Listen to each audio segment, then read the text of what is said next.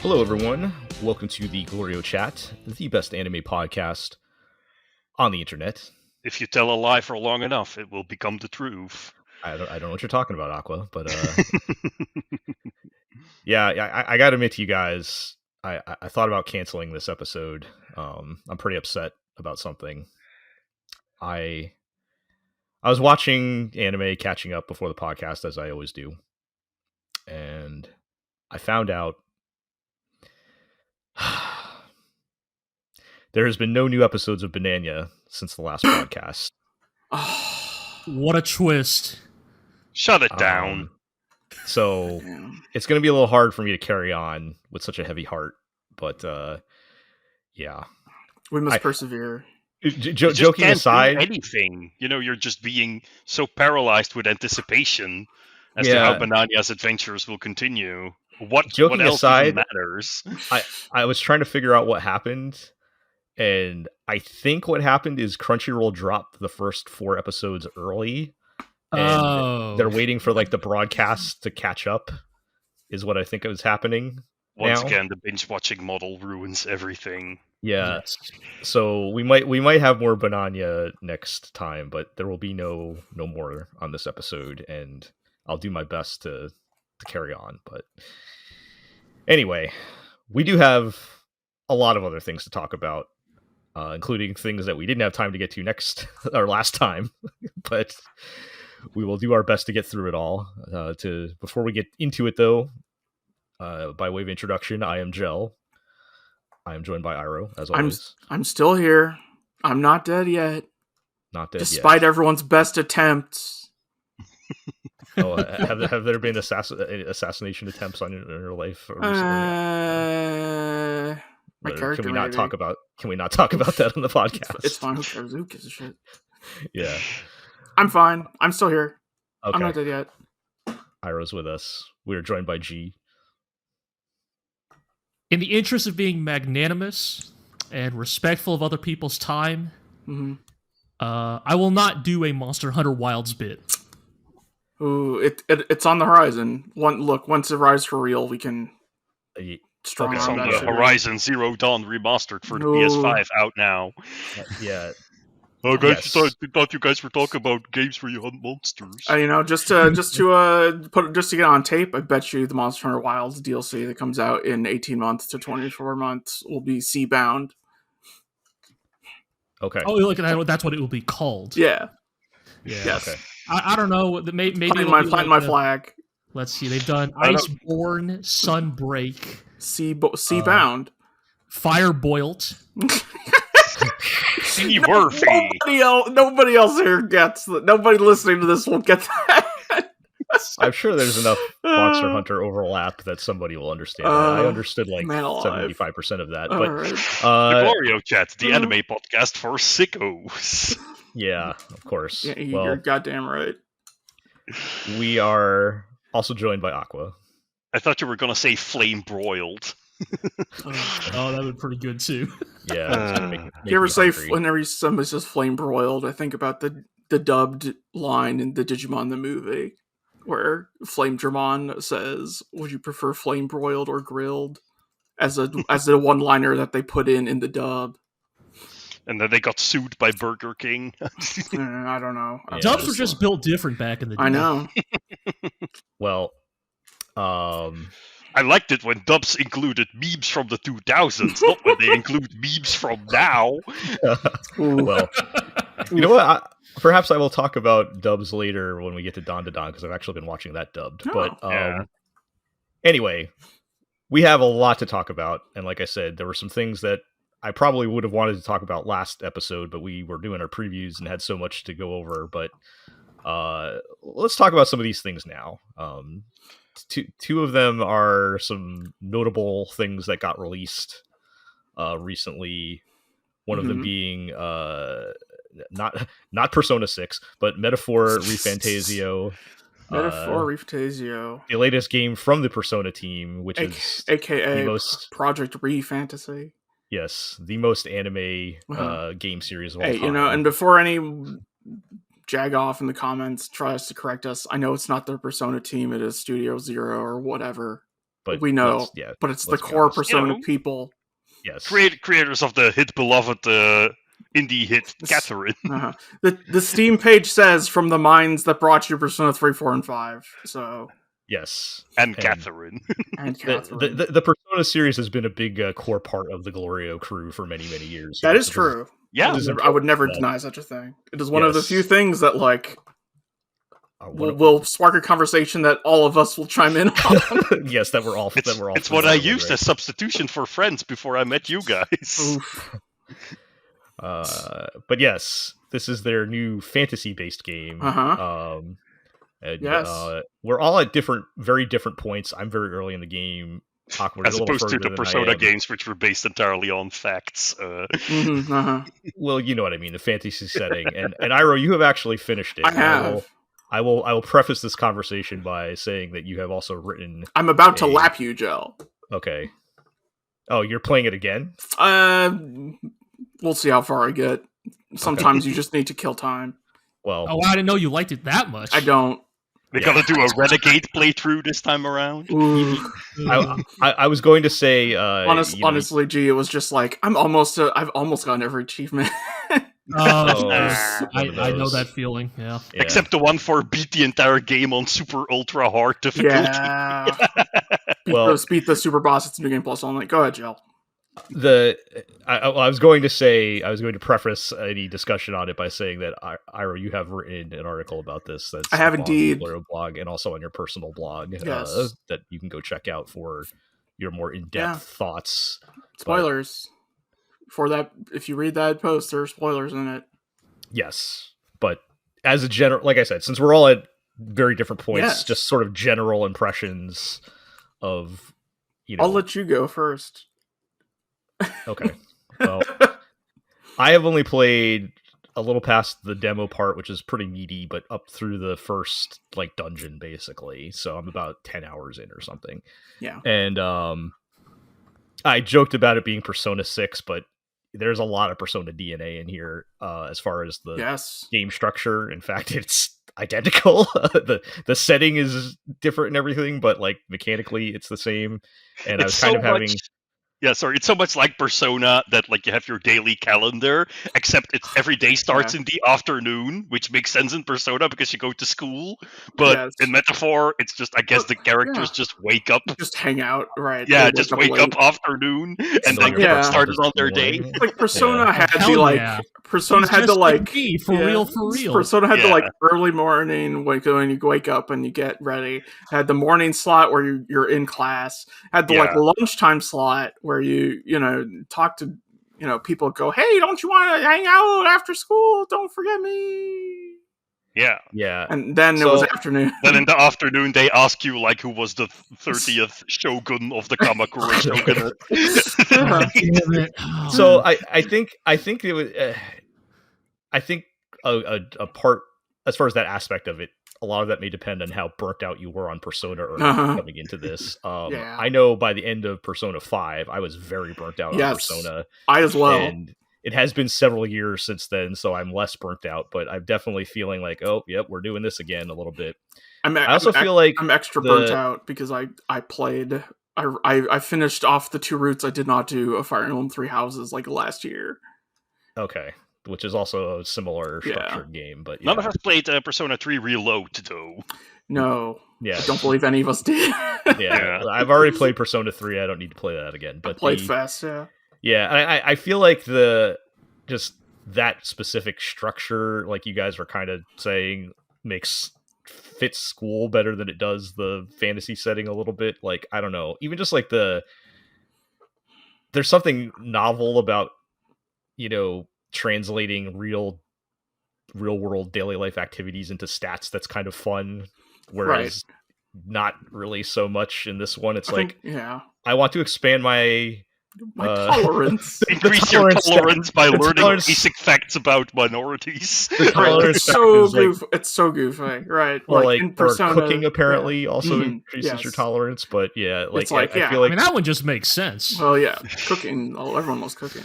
But yeah, it's tolerance for stress. I feel like it's not quite as fun from that aspect as it was translating it to what your school.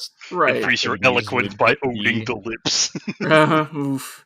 But yeah, it's I don't know. In Persona, it's like you wanted to build your knowledge because you weren't going to school and you had to do your fucking midterms, right?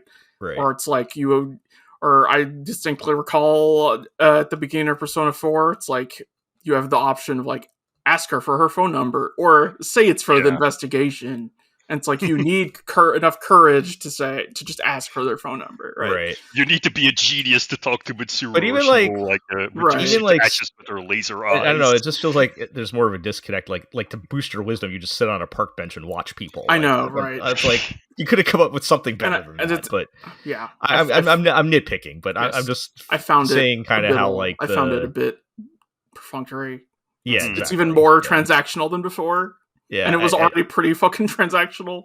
Yeah, it feels like the illusion is kind of not there as much as it was in Persona, but that's kind of nitpicking, I guess. Oh, okay. Yeah. Speaking of nitpicking, I need to bring up the thing I mentioned before the podcast because otherwise I will forget. Okay. Right, the nitpick. The anime cutscenes are so boring. They shit. Yeah. If you're gonna the whole point of anime cutscenes back in the day was we're going to represent this moment or this sequence with something far beyond the visual capabilities of our video game, right? Why then do we go to anime cutscenes and they look like a fucking they look like fucking episode 22 of Sengoku Yoko. No, they look like a JC staff anime from 2006. Yeah, I have definitely noticed this trend in more than a couple of Japanese games where because in-game graphic fidelity has gotten so good, anime cutscenes they're a relic. Yeah, and they're they just a thing they do now because it's an important scene. This needs an anime cutscene, even though the important thing is just dialogue. I think the last time I saw a game do anime cutscenes well was probably Tales of Arise, which used anime cutscenes as its OP. And did the extremely clever thing of at the halfway point of the game narratively opened with a second OP with a new song. It was so good, dude. That's nice. I didn't know it was coming, right? Yeah. I was shit. I got Season 2, baby. Yeah. It was pretty good. It was pretty slick. It's the one time I've seen it done really well in recent memory. Yeah. But yeah, it's I mean, it's kind of the thing of I'm trying to think, I guess unless the anime cutscenes looked really good, it really doesn't make a lot. Like pre-rendered cutscenes, I think there's still a place for, just because pre-rendered CG can still hit a really high level of fidelity. But anime cutscenes definitely, it's what are they doing that you could not do in game? I guess. Yeah. I'm starting to wonder if it's an outsourcing thing. I don't even know. I mean, every time I got to anime cutscene, I was just maybe anime cutscenes are just CG, where it used to be this trailblazing technology, and now they just use it to cut costs. Oof. I kind of think the whole game looks kind of lower budget than Persona 5 to me personally. Yeah. The 3D work is kind of even the main character models look like NPCs from Honkai Star Rail or something. It looks like they just did not change the engine or anything from 5 at all, right? Yeah, and I feel like the style, our direction of 5 made it so you masked it better. I don't know, but 5 didn't have wide open fields, for example. There's a lot of buildings. All the textures and everything look kind of cheap. It doesn't look like it's not a very nice looking game, except for the graphic design. Dear God. Oh, the menus are great. Yeah, the menus and the graphic design are amazing. Atlas is one of the last game studios that still makes good UIs, And I do love their dedication to making turn-based battles as efficient as possible. if you're doing something in a turn-based battle, that is because it is like tactically important, and everything else, like battles that are too easy, like navigating through menus, it's all like done as smoothly as possible. Yeah. I like the fact that like if it's a battle that's not even going to give you any sort of challenge or tactical satisfaction, they just deal with it for you. It just Like, kills it. You just kill Yeah. it. Yeah. Just kill the But enemy, also, yeah. you do have the choice to get into a turn-based battle should you choose. Yeah. Right. Get that sweet unscathed victory experience bonus. Yeah. Yeah. So I mean the mechanics are still good. I think it's just we've been here before, right? Yeah. And they've cleaned up some things. So like it's a good version of the Persona mechanics. It's just that it's the battle system's good. Yeah. Yeah. And then I don't want to get too much into the stories and themes because that's a whole nother can of worms. And especially since I'm very early in the game. Also, they are going hard into the fantasy racism thing. The basic setup is in this fantasy world with eight tribes and also fairies.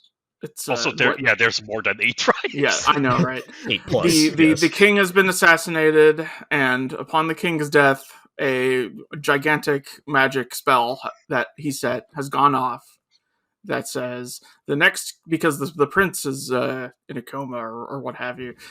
There's a big magic spell goes off. It says whosoever gains the most trust from the people at large within the country will become the next king, and this is the deadline. And so it is the race to gather as much public support as you can before the day of the hero, at which point the new king is crowned. Yeah. I will say one thing I really love so far, because I'm also not that far in, is that like the guy they're propping up as the antagonist is clearly a piece of shit. And like the people also know that he is a piece of shit. But like also he's kind of right. Yeah, and the thing is, like, he still gathers support from people. Like, people look, he's a bastard, but he makes the trains run on time, the economy, and that just kind of hits close to home. The idea that in modern politics, you don't even need to hide the fact that you're a bastard as long as you give the people what they want. Right. Like, he is so transparently Reinhard von Lohengramm, dude. Yeah, I think he's worse than Reinhardt, but yes, he's in that category. He looks like him. He acts like him, but yes. As the Shin Megami Tensei guy here, I am just gonna say it's really funny. Like, Atlas cannot help themselves. Like, naming a dude Louis with Louis golden Schiffer, blonde right? locks. Yeah. Yes, or Louis Cypher, as he's sometimes called is a recurring character in the Shin Megami Tensei series. I wonder who he could be. And it's it's so funny. Wow, I wonder what this Louis dude in Metaphor is going to be about. Looks like. Yeah, right. Who knows? Yeah. So I mean, Iro, I think my impression is that you thought it was a pretty good game, but it was fine, right? Yes. Right. What my headline on my post on the blog, which you should read multiple times, and also tell all of your friends to read multiple times, and also comment and subscribe to the podcast. Right. What my headline here is: Metaphor ReFantazio mythologizes a better world, but is afraid to abandon the status quo. And I think that just fucking every Persona game, right? Like, I feel like I don't need to. I did not need to play more than like an hour or two to already feel that way. Yes, so exactly. I can already you immediately feel that. So like even not reading your article or playing through the whole game yet. Just wait till the character assassination of Katharina, the punch lady. You'll get there. Okay, I've met her, of course, but I have not actually. Dude, she's great. I mean, literally every like episode in her quote unquote social link is like, I'm going to put all the rich people to the guillotine, and your guy is Hell yeah. You could say like either Are you sure about that? Or that's bad. Yeah, I mean, Right. I just hit the line that Hulkenberg literally says the like. Yes, you're no better than your oppressors. Yes. Shut the fuck Yeah, up. you're no better than the oppressors line. She literally says shut that word for shut word. up. So oh no, do we have to cancel? Hulkenberg, oh, no. white Hulkenberg's a woman shitty of the centrist. Metaphor universe. Oh, Hulkenberg, you're in a position of privilege. The Rusante are number 2 in the tribe rankings, and you're super strong and tall. yeah, she's you don't strong understand. and tall and has long red hair, and she's an elf, and yeah, dude. I mean that's yeah. a terrible thing to say. So but, you've not met too many social links followers. Gel, do you have any that stand out so far? Any characters? I haven't really met that many people. Because I met is the lady you were talking about, and then look, I am subtly trying to guide you so we can talk about how cool and hot Brigitte is. Okay, I have met Brigitte. I did her quest to open. Yes. About the dog that she doesn't own and also doesn't like. I did her first quest to open up the shop so I can look at the things I can't afford yet. She's totally the best social link. Yeah, okay. I will continue to pursue that social link. Yes. And you're not gonna have to twist my arm on that. I know, right? I'm just saying. You are not immune to Hot Lady Night. Yeah, my persona strategy remains the same, and I prioritize the Hot Lady social links. Yep. I'm not ashamed to admit it. Mm-hmm. But yes, we will do that. Yeah. Aquagaze, how far are you in the game? I have now arrived in the port town. Ah, yes. Okay. Yes. That's a fun segment. Yep. So I have met the obligatory mascot character party member. Heisman is so cool.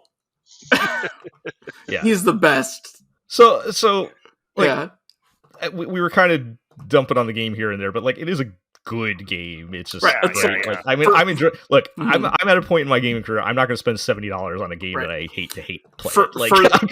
I'm enjoying it. It's just for the 2,500 words I wrote of like about how it's not good enough. It's still a 3 out of 5 video game. Mm-hmm. Like I still enjoyed playing it. Yeah. You know, it's got good parts. Just on the whole, I find it thematically unfulfilling. I am actually looking forward to getting back to playing it. I'm not like, man, I got to finish Metaphor. Like, I actually, I just need time, and I'm actually looking forward to playing it. So. I love. Sorry, guys. You're right. He typed a thing into chat. I do like the continued trend of mascot characters having deep voices and being like grumpy old dudes. Grown ass men who like getting smashed. it's the only way to redeem them in my eyes. Like Chad Riku from Xenoblade Chronicles 3. Yes. Hereupon Ricky was a trailblazer. He walked so that Riku could run. Yeah. Like I am playing, like, you know what? Hey, to bring back Monster Hunter Wilds, a hugely controversial change in Monster Hunter Wilds is that your palicos, your little cat buddy helpers, can now speak English. Oh, I don't like that at all. Instead of like pantomime meow language, and I hate it. And even worse than that, your choices for voices are basically: do you want to hear Morgana or do you want to hear Teddy? Yep. Yeah. Kenjiro Tsuda voice back? Come on, guys. I know. And I'm cranked just a digital voice down as deep as I could, and it's still bad, right? Yeah, now what if there was a third option that was just like Jameson Price or something? Dude, that would be so good. Yeah. Kenjiro Tsuda is the only, as a cat, is the only version of Kenjiro Tsuda, except more on him later. All right. So yeah, Metaphor, it's a good game. I'm enjoying it.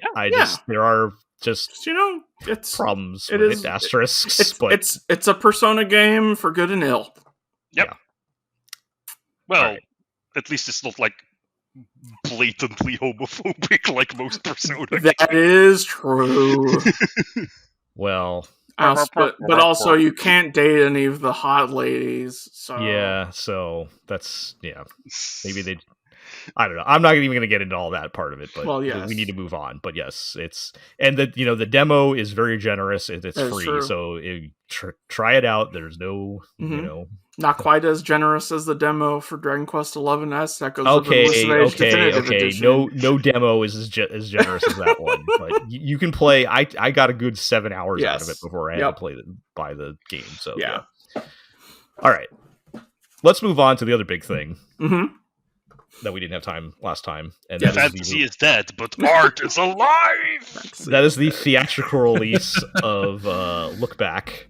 Yeah. And as a programming note, this received a limited release in a lot of places in the US and whatnot, but Iro and Jiggy were able to catch it. I was not. Yes. However, it is releasing on Amazon Prime in some form on November 7th, which is going to be the day after this podcast comes out. So I will check it out at that point. Yeah. But it will be available. But you guys did get to see it, so I'll turn it over to you guys to talk about Look Back. Gee, I'm unclasping the leash. So yeah, Look Back, right? This is as a quick reminder, this is the animated adaptation of the Tatsuki Fujimoto one-shot. Yeah, that one-shot he did that one time when he didn't feel like doing Chainsaw Man for a week. Yeah, basically. It is about two young girls, Fujino and Kiyomoto, kind of, and the arc of their art careers from children to adulthood. And the long and short of it, right, is that the story is very concerned about kind of what drives the act of human creation, right? Yes. Like why do you do it? Why do you put up with it? And the thing that the film does very well is, to be clear, I really love the film. I think it's a fantastic adaptation of the one-shot. So I don't mean this as an insult when I say that in many ways what the film is basically doing is just letting the story shine. But yeah, it's very much just capturing and emphasizing, I think, the strongest aspects of that story and kind of adding its own flourish here and there, but for the most part kind of just allowing the story to stand in the spotlight. And yeah, Look Back is, I felt this way when I read the manga years ago. I still feel it now watching the film. It's in many ways, it speaks directly to the soul of anybody who's ever tried to create something. Yeah. Fujimoto, really kind of nails, that art is this, beautiful thing that can, connect and enrich people's lives, but it is also, grueling and tedious and painful. That art is fundamentally a deeply unsatisfying craft to master with remarkably little reward. And yet what drives people to do it, right? The story is constantly asking, and so why, right? And as a creator who has struggled with that my whole life, it's very affirming to see. I think I don't think Look Back is unique in this regard, but I think it's often been very easy to fall into that trap that, the whole the lie that was fed to us that if you do what you love, you'll never work a day in your life. It's so easy to glorify the artist, right? Yes, even as we trend towards shitting on all art and the artist, but the cultural memory of the artist. Right. Still exists. And even the shitting on artists, the rhetoric that is used is often framing artists as this sort of special class of people that are just born different, right? Just imbued with this spark of creation, that isn't a skill that is honed and trained, right? And when in fact, Fujimoto, yes. Yeah. Yeah. And Fujimoto really recognizes that it's a grind, and it's not always a fun one. And there is a montage in this movie about how one of the characters' lives is materially, objectively improved after she quits art. Yeah. Like, her life gets better and more fulfilling and satisfying. And yet, nonetheless, she returns back to it. And that's the kind of story it is. It is a story asking, why would you do it, right? And at least for me, I've written a post about it. It's on the blog as well, just in time. Yes. In hindsight, this podcast doesn't go out till like Wednesday, so I actually had a couple more days to work on this. Fine. But I tried to get it out in time. But it's not. I mean, it's half a review, but like it's barely a review because spoilers. I think Look Back is a phenomenal film, but it's great. The thing I have kind of gotten into in the time since I've read it is like how much I feel like Look Back really gets to the like really cuts to the core of like why does anyone keep doing this, right? And in many ways it is positioned very well in the era we live in, unfortunately, right? Like, this is a movie deeply concerned about the act of human creation, right? This is a movie that is very concerned with, like, regardless of the output, regardless of the quality, that there is something there is an inherent dignity to creating art, right? To like mastering this craft. And I really like that.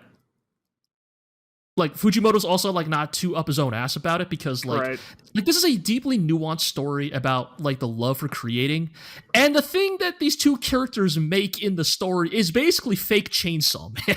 You know, like what if Fire Punch and Chainsaw Man fused, or like right shark, like shark kick. That's kind of the man's whole thing, right? Like, how can I convey thought-provoking themes through dick jokes? I mean, like, you get the feeling that he's like, I made Fire Punch, the manga about a man on fire who punches things, and then Chainsaw Man, about the manga about a man who was also a chainsaw, and they got so popular, and people are saying so many things about it, and it's like, why did I actually do this? What are the themes I was actually trying to communicate? I don't know. And the point I was trying to explain is like manga, like especially even like Fujimoto's manga could be seen as quote unquote what used to be called low art, right? Comic books, anime, video games would probably be considered low art, right? Like commercial products, right? And I kind of love that because Look Back recognizes that there is still beauty and passion and dignity to even creating stuff like that. Yes. I mean, I'm giving you this whole spiel about how much this movie spoke to me as an artist, and I draw robots for a living. I draw robots and guns, all right?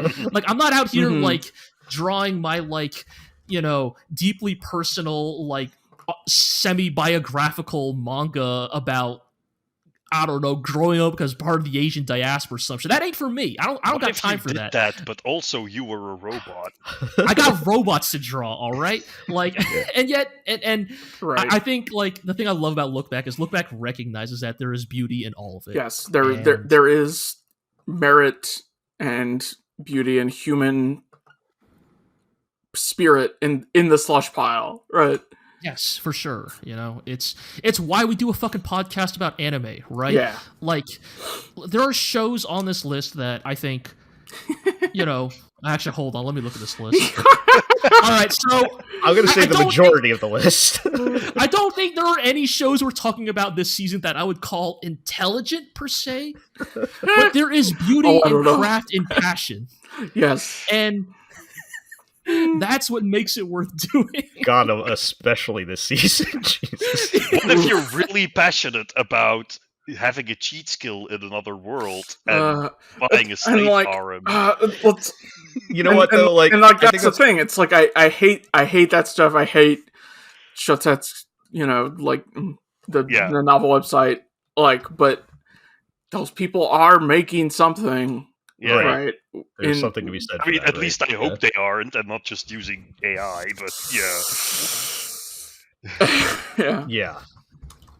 Well, but Shosetsuka ni Naro, the novel website. Yeah. But I mean, I think that's the point that Look Back is making, right? Is like, yes, ideally human craft went into that as well, right? Like, yes. Like the thing, one of Look Back's core themes is that like the output does not reflect the inherent worth of the act, if that makes sense. And yeah, it speaks a lot to me especially it spoke to me a lot back in, what was it, like 2019, 2020. It speaks a lot to me in 2024 as well. Without a doubt. Absolutely. I agree. I do have a potentially spoilery question for you regarding the movie/manga. Okay. Spoilers for listeners, if you have not seen it or read it, skip like 1 minute ahead or what have you. At the end of this like second timeline, quote unquote, where she says, "Oh yeah, I've recently picked up drawing again. I'm still doing it." Do you interpret that as she is being genuine, or do you interpret that as her bluster that has been established over time? That's an interesting question. I thought you were going to ask the more like common question I've seen about it, which is, was it real?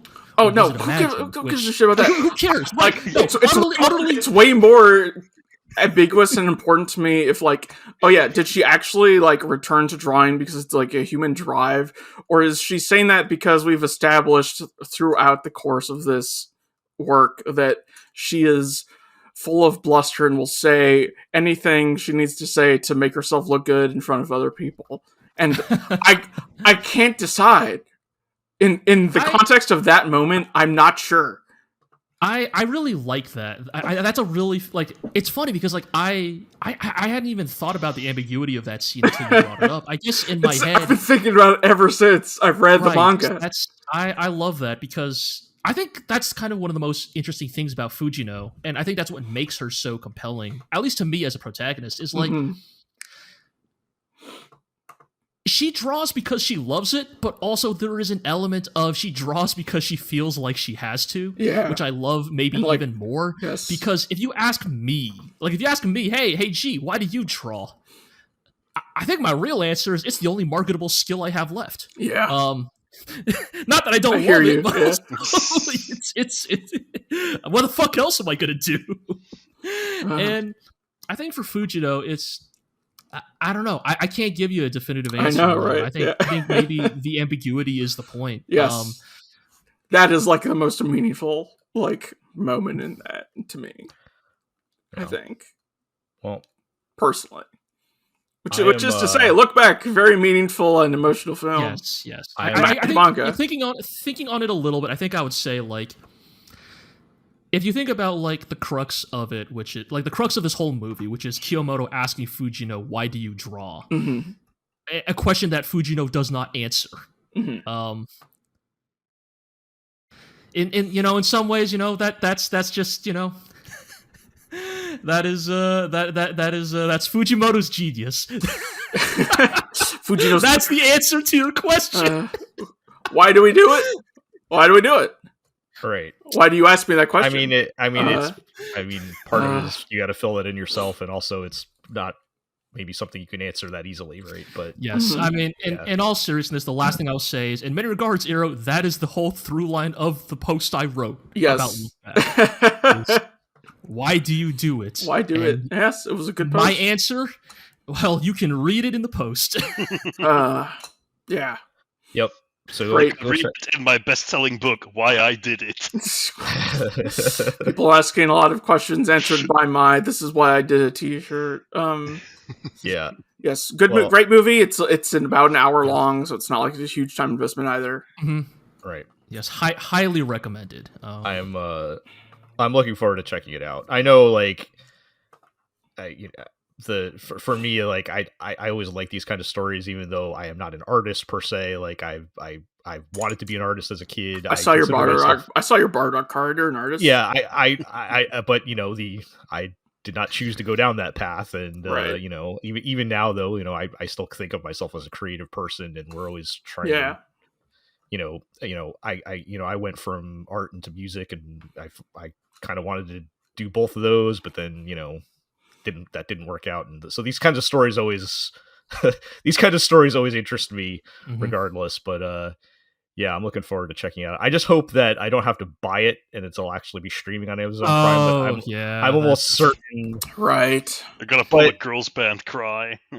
Which we didn't even talk about that. That's actually going to finally be streaming on Crunchyroll. But yeah, I mean, I guess if it's depending on how much it is, I mean, it might not be more than a movie ticket anyway. So we'll see. Yeah, but yeah, I'm looking forward to it. Shout outs to the director in the post movie bonus feature, so that they could get over the limit for what must be a theatrical feature. Pad it out to play in the theater, right? That director being like, AI art has no soul behind it, whereas any line drawn by a human hand, even if they are not aware of it themselves, contains intent behind the action. Yes, it was man was spitting. Man was spitting for sure. Yeah. Aqua as the other Fujimoto sicko. You're probably not going to get a lot of chances in the future. So you got anything to say about Look Back? Now's your time. I have not actually read them. One shot. Damn. I hate to disappoint you. No, sorry. That's because I was totally like following along with his work when it came out, but for some reason it never happened. And it just sort of. Oh, bro! Did you read Goodbye Eri? Yeah, I did read Goodbye Eri. Wow, Goodbye Eri also good. Yeah, but I'm just like at this point I'm just waiting for it. I'm just looking forward to seeing the film. I will make you and Zig watch it when it's out. I will say this: the film is a very faithful adaptation. Yeah. I think it's a perfectly valid way to experience that story. Yes. Yeah. But yeah, it's just I don't have a reason why I never read it. It's just when it came out, I was like, oh, hey, cool, I should read this, and then I think that happens all the time. Yeah. Humans are just human. Yeah. All right. Sir, it's ironic that Fujimoto is making this whole work about the value of art when clearly his art in Chainsaw Man Part 2 has been called low. We need to move on. All right. Well, speaking about the dignity of the human experience of creation. Okay.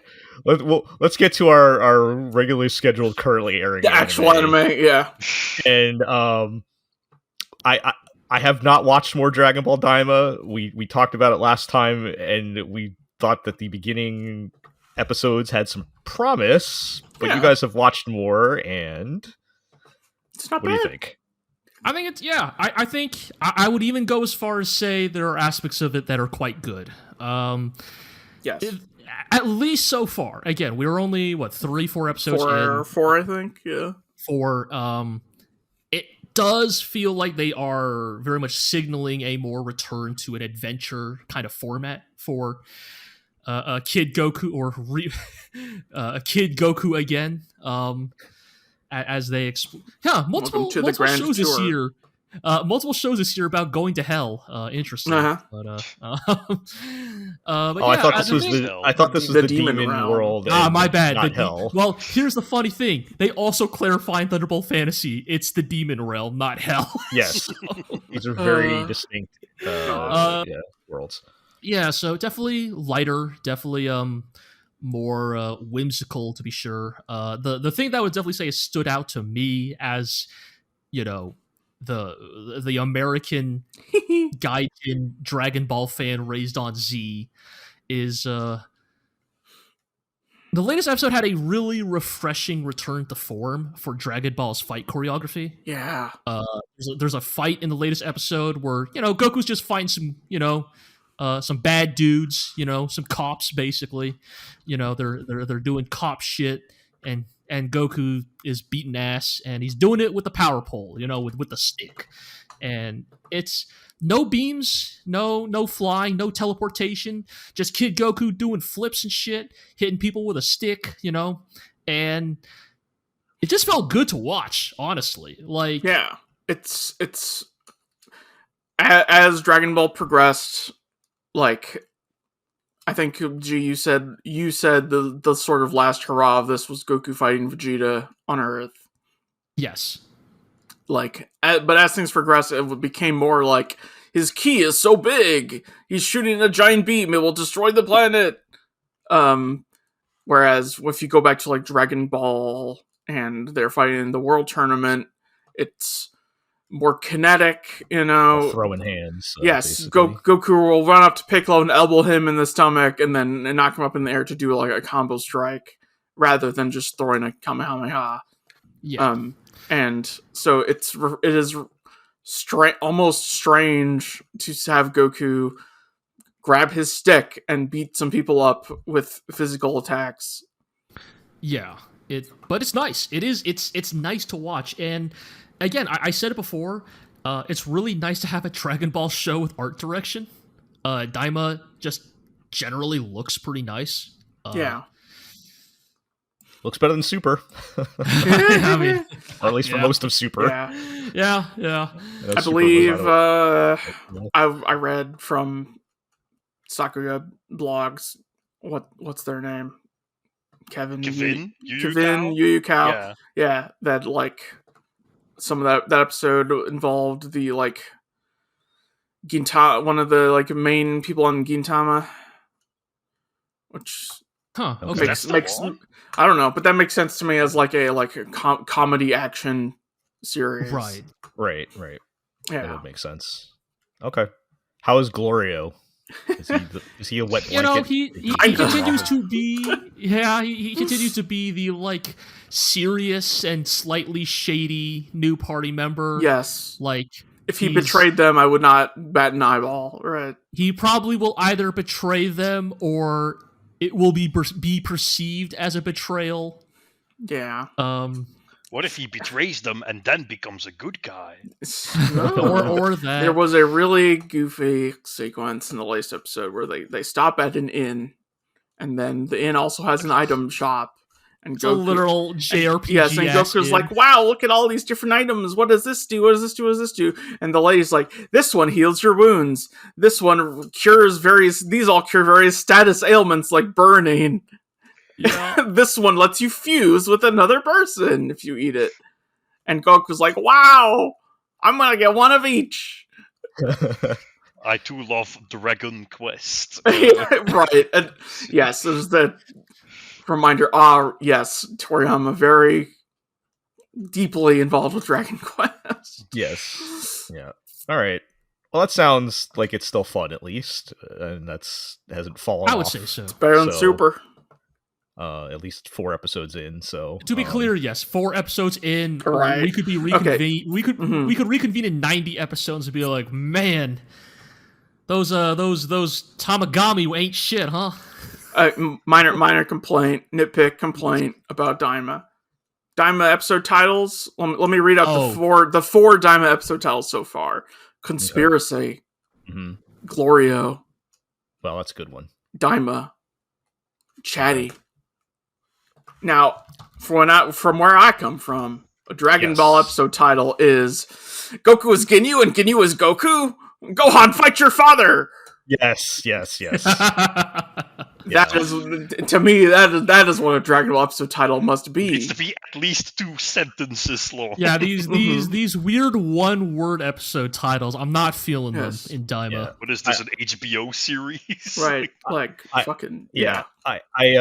said I wasn't going to bring it up on the podcast for time, but I am watching the old Dragon Ball Z Kai with my nephew currently, and yes, we're seeing all those titles and it's still pre Super Saiyan era, all the things you guys are talking about that were good from the good old days of Dragon Ball Z, and I'm like, yeah, I maybe watching Daima would not be a fair comparison right now if I'm also watching that, but it's like a Nightmare Super Transformation, Frieza's battle power 1 million.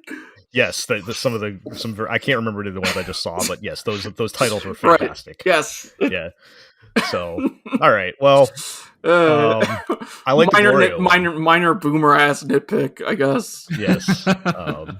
If that were the worst thing to happen to Daima, then we'd be in good shape, right? But back in my day, anime titles at real names. Yeah. All right. Let's those who are more mortal and those who aren't spread happiness equally. Let's move along and talk about a show that I can't believe I forgot to mention on our first look post because it's one of my favorite things I'm actually watching right now. Gosh, okay. I guess grading on a curve of this season, but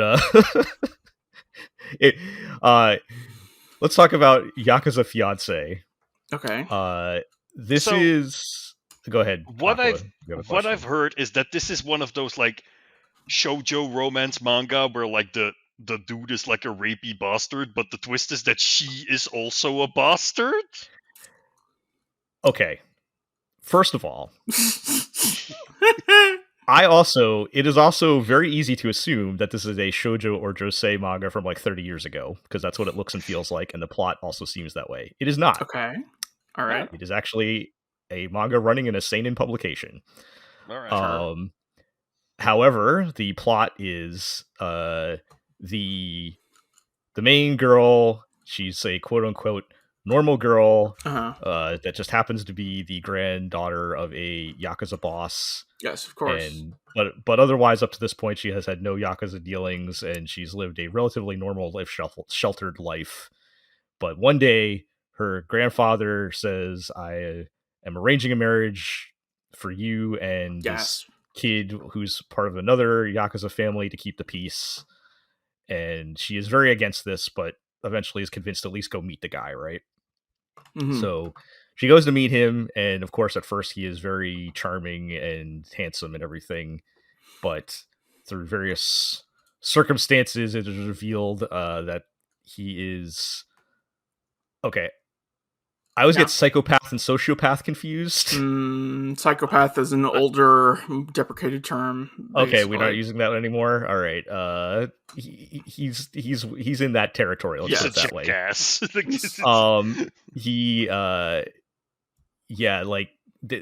So as one example, there's a big scene where it's the classic: some dudes are hitting on the girl, and he proceeds to beat them mercilessly. Mm-hmm. And to the point where like they're unconscious, and he's still beating the guy's unconscious face because he's enjoying it. So dreamy. Yeah, sort of thing. And and there's another scene. There's other like he loves killing people, like, and torturing people. He's just a You love killing, don't you, Snake? he's just a bad guy, but he's still very charismatic, let's say. Let's put it that way. Sociopaths are often quite charismatic. Okay, that's yes. So that is so she at first is like, I got to get out of here, but he's like, and he's like, well, you can't leave, basically, and he finds her at first very boring and is like, well, I don't want anything to do with you. We're gonna go like send you to a brothel or something, right? To get value out of you. And so this is where it flips. And this is all in episode 1 still, but all right, okay. This is where it flips, where 2 weeks go by, she disappears, and then she comes back, and apparently she has some sort of like latent Yakuza energy dwelling within her. Okay.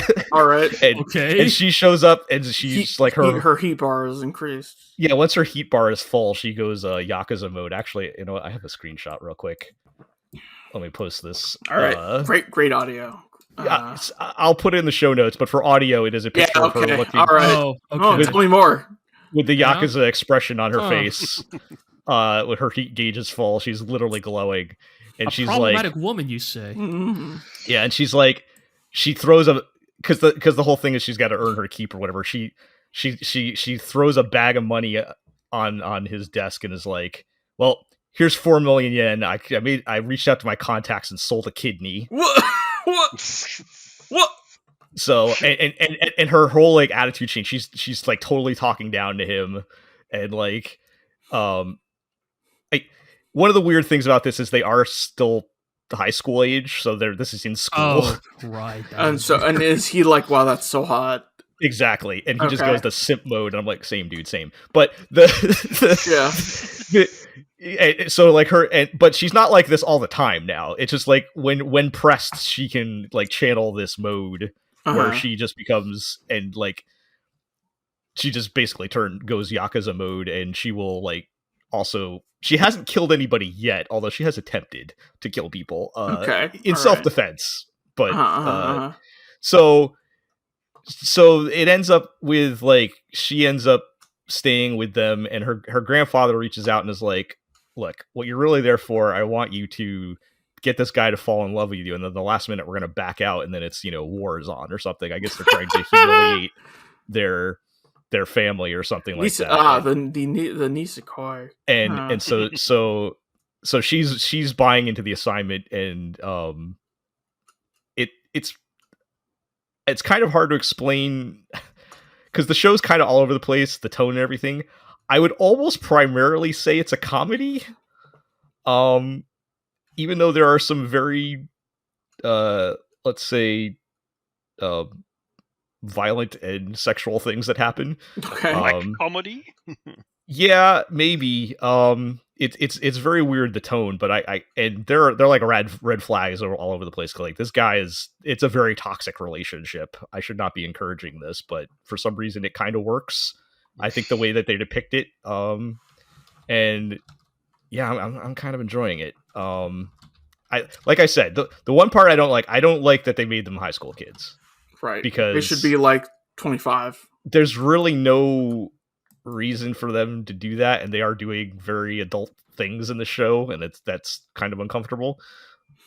But because and the characters are very much depicted as adults, basically. They don't look like children. They don't act like children. They're very rarely ever in school. Like what's her Irizumi back tattoo? Oh, she doesn't have a tattoo. Yeah, and he hasn't gotten he's starting to get his arms done, but because they're like fine. They're kids. They're like supposed to be like 17 or 18 or something. Fine. Kiryu Kazuma. Even in Zero, it was not done. Yeah.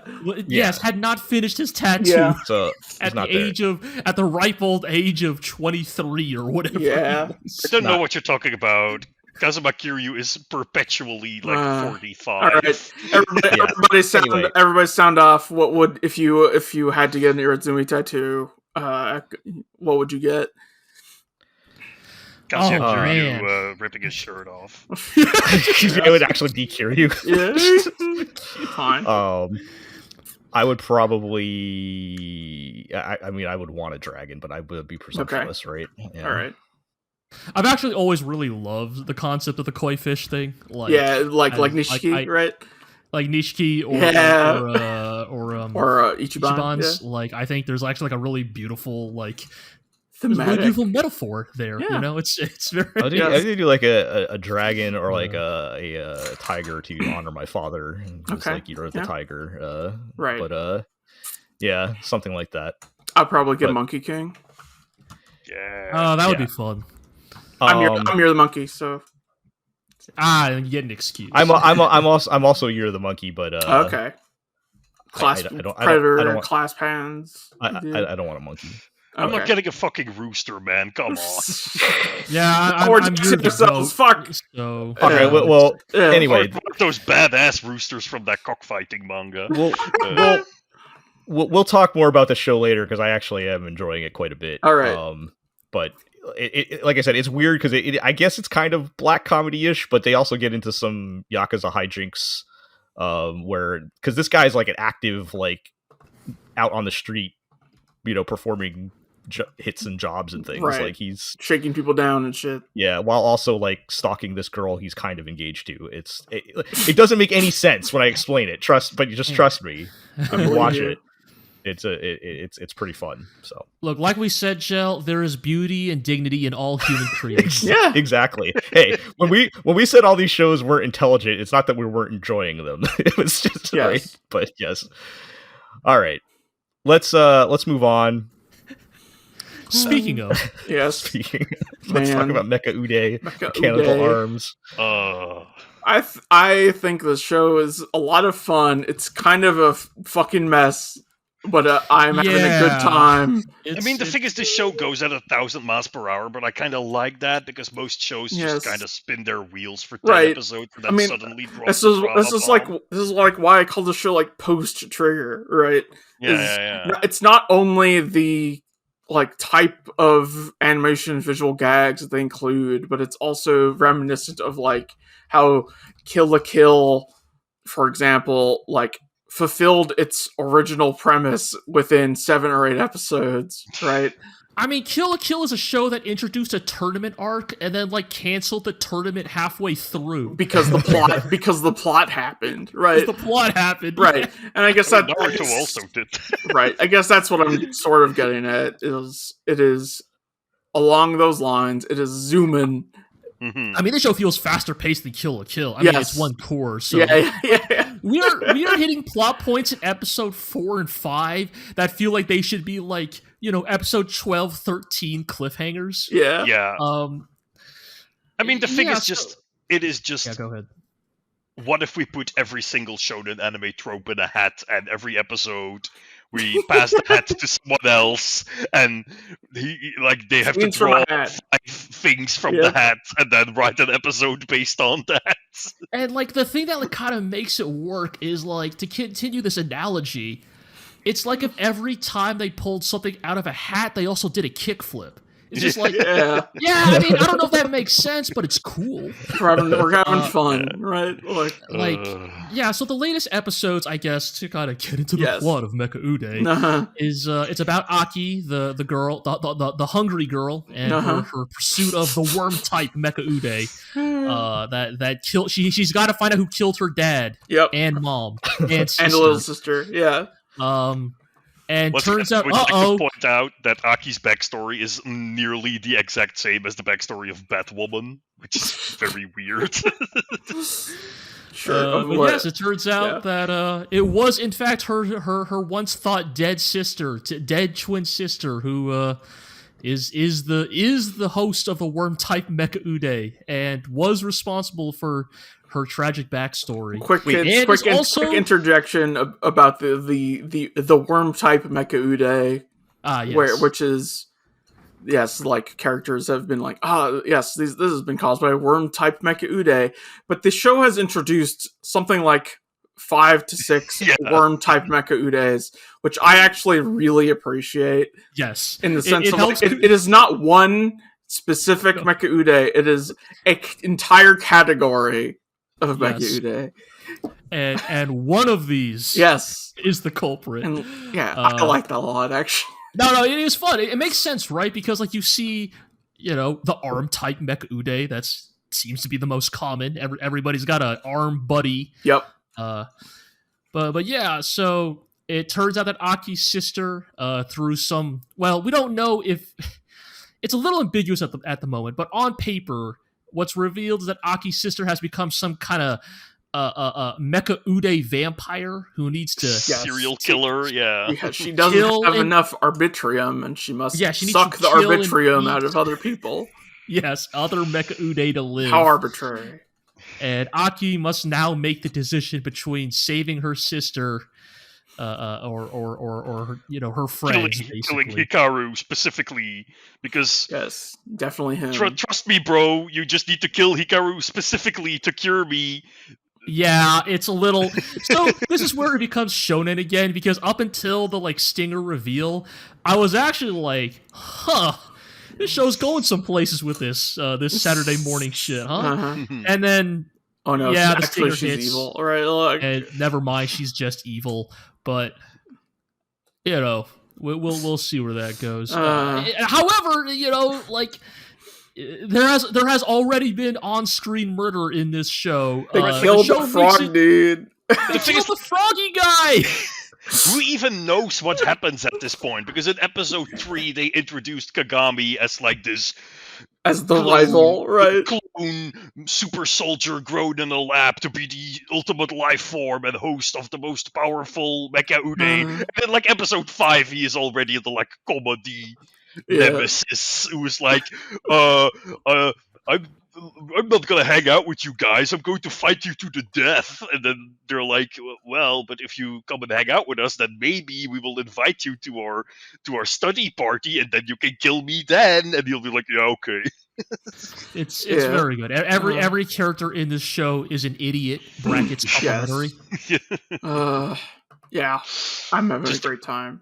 The constantly repeating shot of Alma waking up Hikaru. And him like the reason why is that they like want to make sure they open the window before Aki crashes in.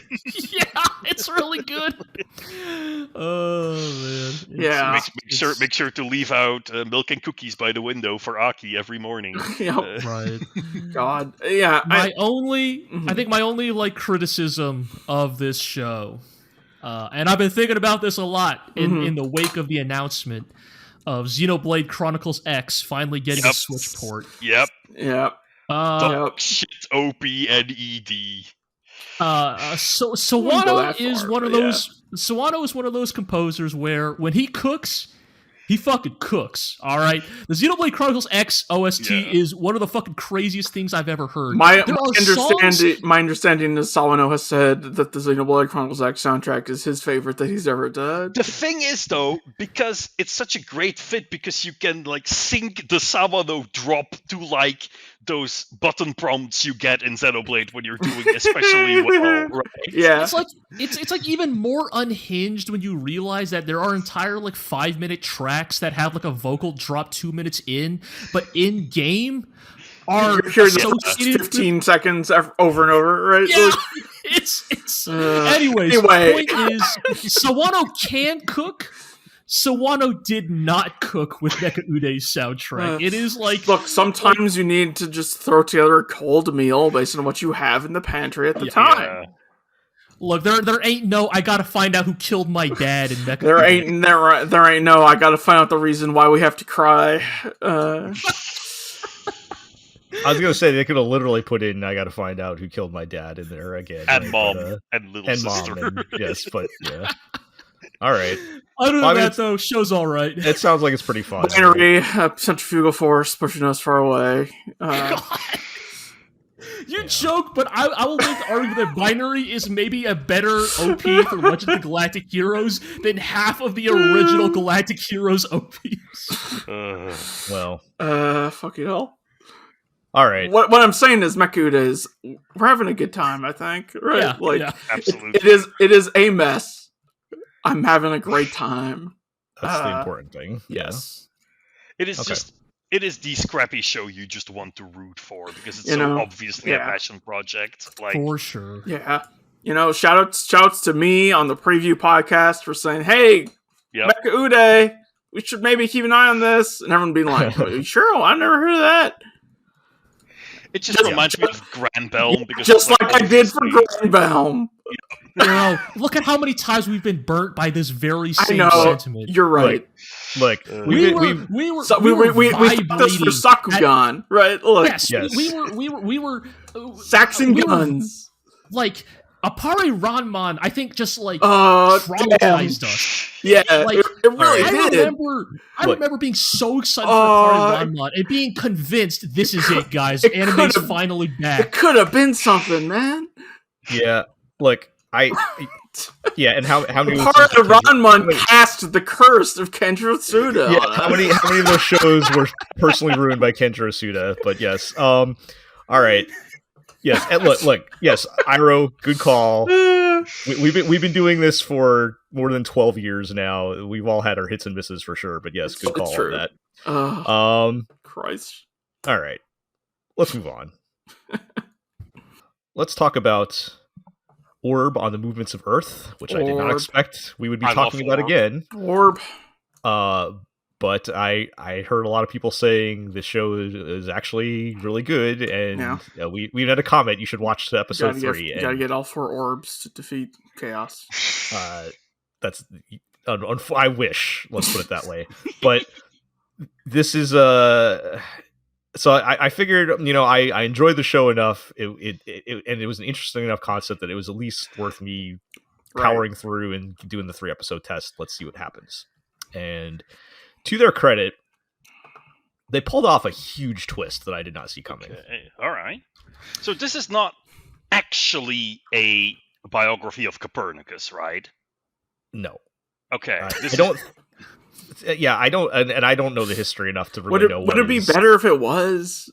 Well, anyway, continue. I don't know. It is like, I think it is a fictional reimagining of the discovery of heliocentrism and all that. So is this twist the kind of twist where like, is this one of those twists where it's that good, or is it going to be one of those cases where you telling us the twist will actually make it more likely for us to check this show out? I don't know.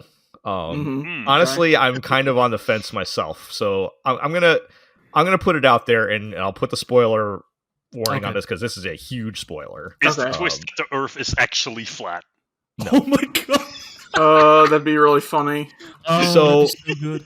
So this show is, as if everyone recalls, there's this 12-year-old kid who's very smart and he wants to study astronomy, and he gets tied up with this guy who's studying heliocentrism, which the church is very against, and Kenjiro Suda is on your ass if you even like so much as scribble a picture of the sun in your notebook. Yes. Yeah. Apparently, this is such a problem that he is a full-time employee of the church hunting these people down. Right. So, I'm going to cut out a lot of details for time here, but basically, the kid decides he wants to start trying to prove this, and he's very bad at hiding his notes, and he gets caught several times, which results in the death of at least one person, possibly two. Damn, okay. All right. And finally, he gets turned in, and they're like, well, we have to put you on trial, even though you're a 12-year-old kid. And they give him the terms of, if they keep explaining, there's basically have a 2-strike system. Your first heresy is free if you just renounce your research and say it was all fake. Of course. And but this is what they did with Galileo, right? Oh no, I know. I'm not saying this was not like somewhere in the realm of what actually happened. I'm just saying this is the rules. It is just funny to hear it phrased as your first heresy is free. Yes. Yeah. I've intentionally phrased it in a funny way, but yes, it is a Maple and Rogue Trader. Yeah. Right. So your first heresy is free so long as you say that you were wrong and oops. You sign the appropriate paperwork. But the second one, we will burn you at the stake. Right? Yeah. So they're like, look, kid, it's your first offense. Just, say it's all, say you renounce it all, and look, we'll even let you continue to get into college. You just have to say that you're only going to study theocracy and nothing else. Yeah. You just have to say, oops. And so basically, and before I get to the actual twist here, I think it's important for me to explain why the twist may or may not be good. You decide. Okay. The problem I had with episode 1, I mentioned, was like they did nothing to kind of emotionally invest you into why heliocentrism was so dangerous or why it's worth risking your life for. Right. To us, the modern viewer, it is just obviously that's the natural state of things. Right. And so they start to at least ask the question of like, when is it worth risking your life and standing up for something, and when is it worth letting go and just letting this one go and picking your battles, basically, right? Yeah. Which is a very interesting theme, and that is a good theme. It's just not something I see anime pull off. Well, okay, so yeah, let me finish. But the right, so my thing is like that's a good theme, but you're still not establishing why heliocentrism is the thing that is worth risking your life for. It's clear that the characters have made this decision, but as an audience, we have not become invested in, because I mean, if you look at it from, even then, like, it's not gonna, like, I don't know, other than the fact that it's, the truth and it's science and that should be upheld. I mean, that makes sense, but is that where you want to plant your flag? Right. That's what they're going for. The whole thing is that, like, by subverting, like, the church's teachings, you are you are the, like, weird transgressor upon all of society. Right. Right. But it's only because the church said so, because in reality you're but like that, but also that, like, it carries a huge amount of weight at the time, right? And that's society.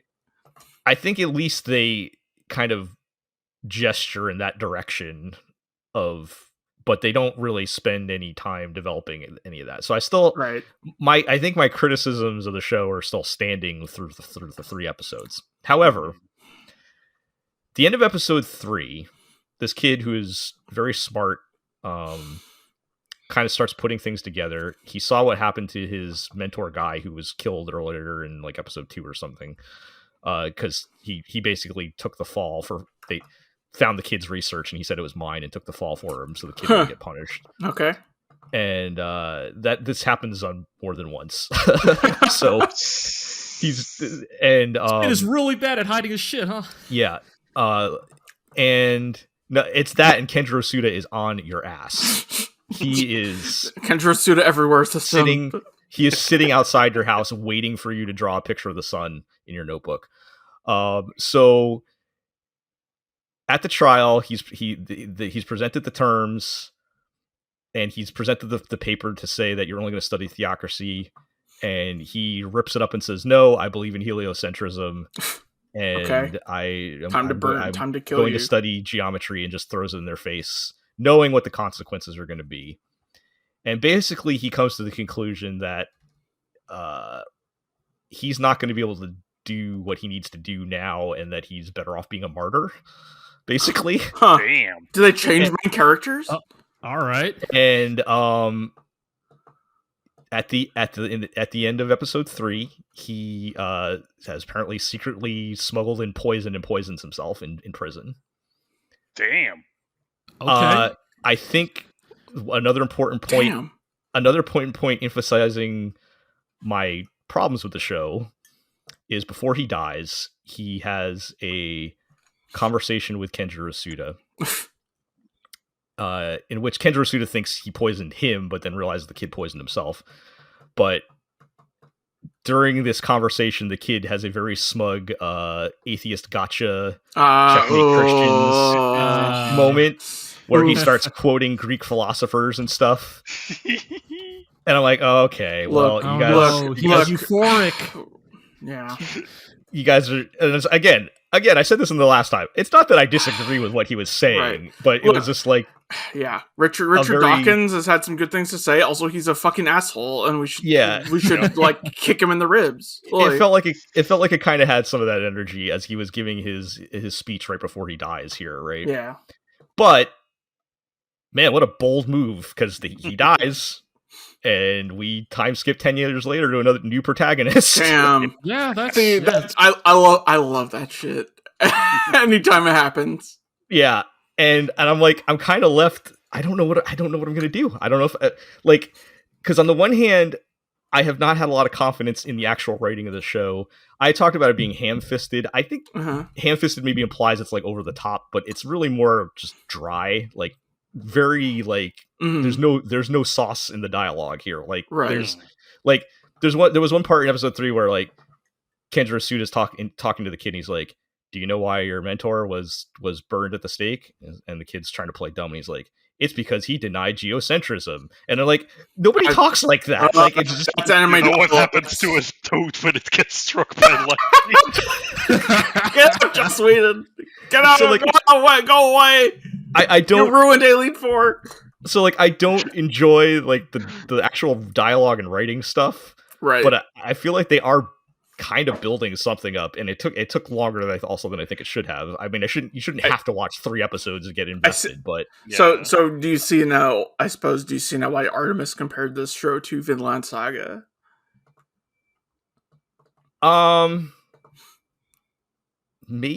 Maybe I'd have to think more about that, but I don't know. I love a protagonist change. That's like one of my favorite tropes. Yeah. Well, I mean, Vinland Saga. I mean, Thorfinn was still around. I know, but you know what I mean, right? Like, yeah, I know what you mean. This is a hard. I love a protagonist change like Sengoku Yoko, which is not on the show notes.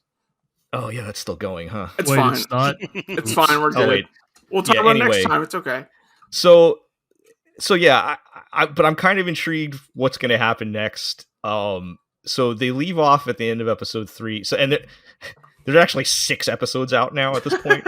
So I'm behind. If anybody is way ahead, then you're probably already know what's going to happen. But they end off with a 10-year time skip, and he had hidden his research in a box somewhere out in the woods or whatever. Yeah. And once again, really bad at hiding his research. Yeah, and and these two guys find it. We don't really learn anything about them yet. It just shows that somebody found his research 10 years later, and now that opens up the scope to like a whole thing that still has potential to me. But Liara's beacon for the next cycle about the Reapers. To be this box passing on from one dude to the next while Kenjiro Tsuda kills them all. Yeah, it's probably. I mean, it's so I'm kind of torn where I very much I think I respect the theme that they're going for, because they're, like I said, it's the what are you worth, what are you willing to give your life for? And part of the answer that they give, like his mentor guy before he dies says something to the effect of like, how the church is depicting this world as corrupt and meaningless, and that all your reward is in the afterlife, when he thinks this world is beautiful and worth studying and all that. But you could really do something with that. So these are good ideas, right? And I just have not seen in the first 3 episodes that the writing is up to the standards it needs to be to actually explore these ideas well. Yeah. But I like the ideas that they're going for, and the protagonist change is really like opens up the possibilities of like, okay, well, how long are we going to be with this guy, and how far into the future is this story going to go, and all that, which is kind of interesting. So I don't know. I might keep watching it. We'll see how I feel next week. But... you didn't tell me this had a Kensuke Ushio soundtrack. Wait, it does? You didn't tell me that. Wait, is he like... I actually haven't really noticed the soundtrack that much. Okay, I was like, what was it? Was he? Is he spinning tracks to freaking 15th century Poland? Music credited Kensuke Ushio. Huh? All right. I don't know who that is, but is that Devilman Crybaby, Heavenly Delusion, Heike Story, Down to Dawn, Heike Story, okay. Ping Pong, Silent Voice, Space Dandy. There were, and now that you mentioned, I think there were some spots in the soundtrack that sounded a little more modern than they should have been. As I'm thinking about it, but not something that I thought too much about as far as the soundtrack goes. But yeah, so I mean, at the very least, props to them for pulling off that big twist. So yes, I love a surprise protagonist switch. 30%. Maybe you should check it out. I love that shit. I don't know. Maybe I should. Damn. I mean, you have made the show sound a lot more interesting than. I mean, I am a lot more interested in it than I was in episode 1. That's for sure. But right, I just from what I have seen of the writing in the first 3 episodes, I'm still hesitant on it. All right. Let's talk about 365 Days to the Wedding. Let's have you talk about 365 Days to the Wedding. I will. How many days are there until the wedding? I don't. 217 days until they reach Iskandar. I don't have too much to say about this one new. I will say again, there's something to be said about good execution on a simple premise. That's true. They're doing the romantic comedy thing very good. The 2 main characters are have good chemistry. They're likable. They're kind of down to earth people. They're normal people. And in these episodes, I appreciated they go back to the main guy's home village. If you recall, he was from the country somewhere, right? Right. The Inaka. Yeah. And his dad's like, well, you got to come back and prepare for the wedding. And he's like, all right, I got to explain to my family once and for all that this whole thing is a sham and why we're doing it and everything. Because it will definitely still be a sham 365 days from now. Yeah. And so they go back. So these 2 episodes are them back in the country, basically, and meeting his family.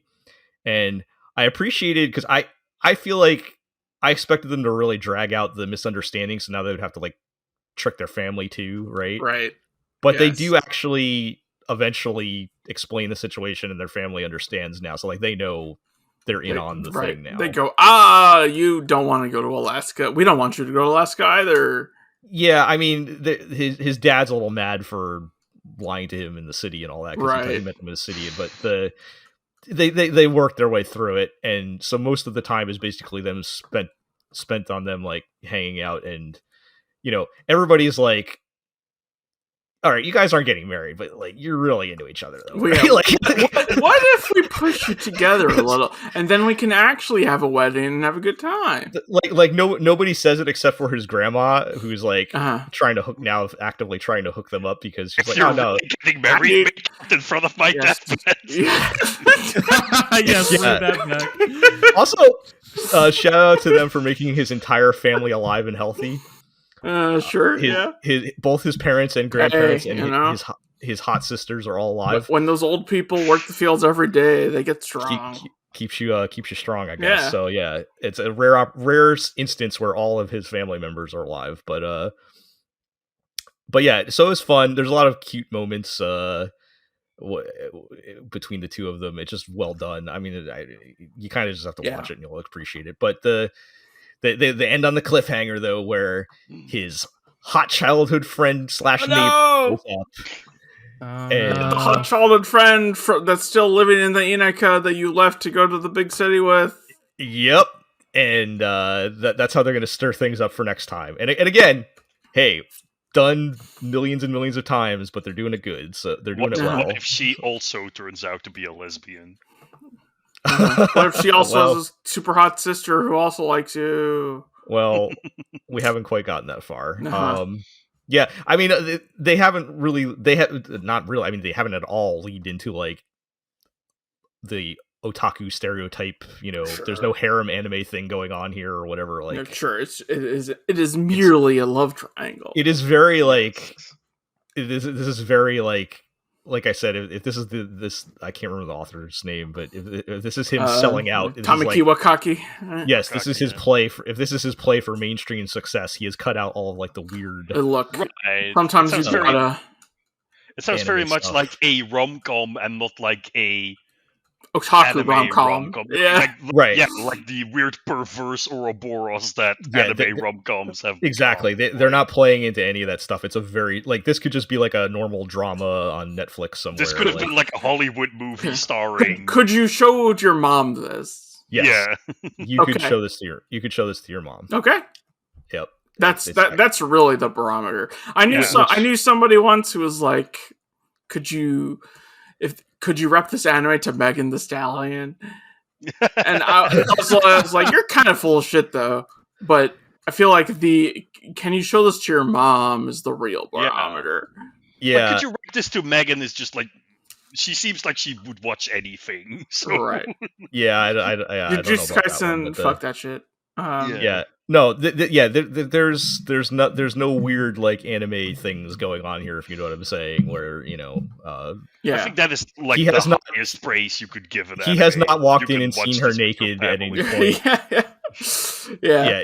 He has not walked in and seen her naked at any point, or that kind of thing, right? It's right. Well, what else can you show your mom? It's It's Spy Family. It's place further than the universe. Like yeah. Dragon Ball, those kinds of things. Yeah. All right, let's keep moving. Let's talk about Gundam Requiem. Oh, baby, show to your mom. Gundam Requiem. Did it get worse? For Vengeance. It stayed the same, I would say. Right? Okay. Holding pattern. Is the way I would put it. Which. The weird thing about Gundam Requiem for Vengeance is I could talk about this for an hour. I could talk about this for a minute. Could do a Gundam podcast. Yeah. There's a lot of issues I could talk about and how it relates to Gundam, the franchise as a whole, and what that represents. It's all stuff we said last time, right? It's all the same. It's still exactly what it is. Yes, it is still a just really shallow take on a Gundam story. Even when it is attempting to do the things Gundam is famous for or good at, it does not do a great job of it, which, to be clear, is not unique to Requiem for Vengeance. There are lots of bad Gundams that poorly handle its themes. Oh, yeah. So the things Gundam are good at are like silly names Those have appeared. Cool robots. Yes. The gays. The gays.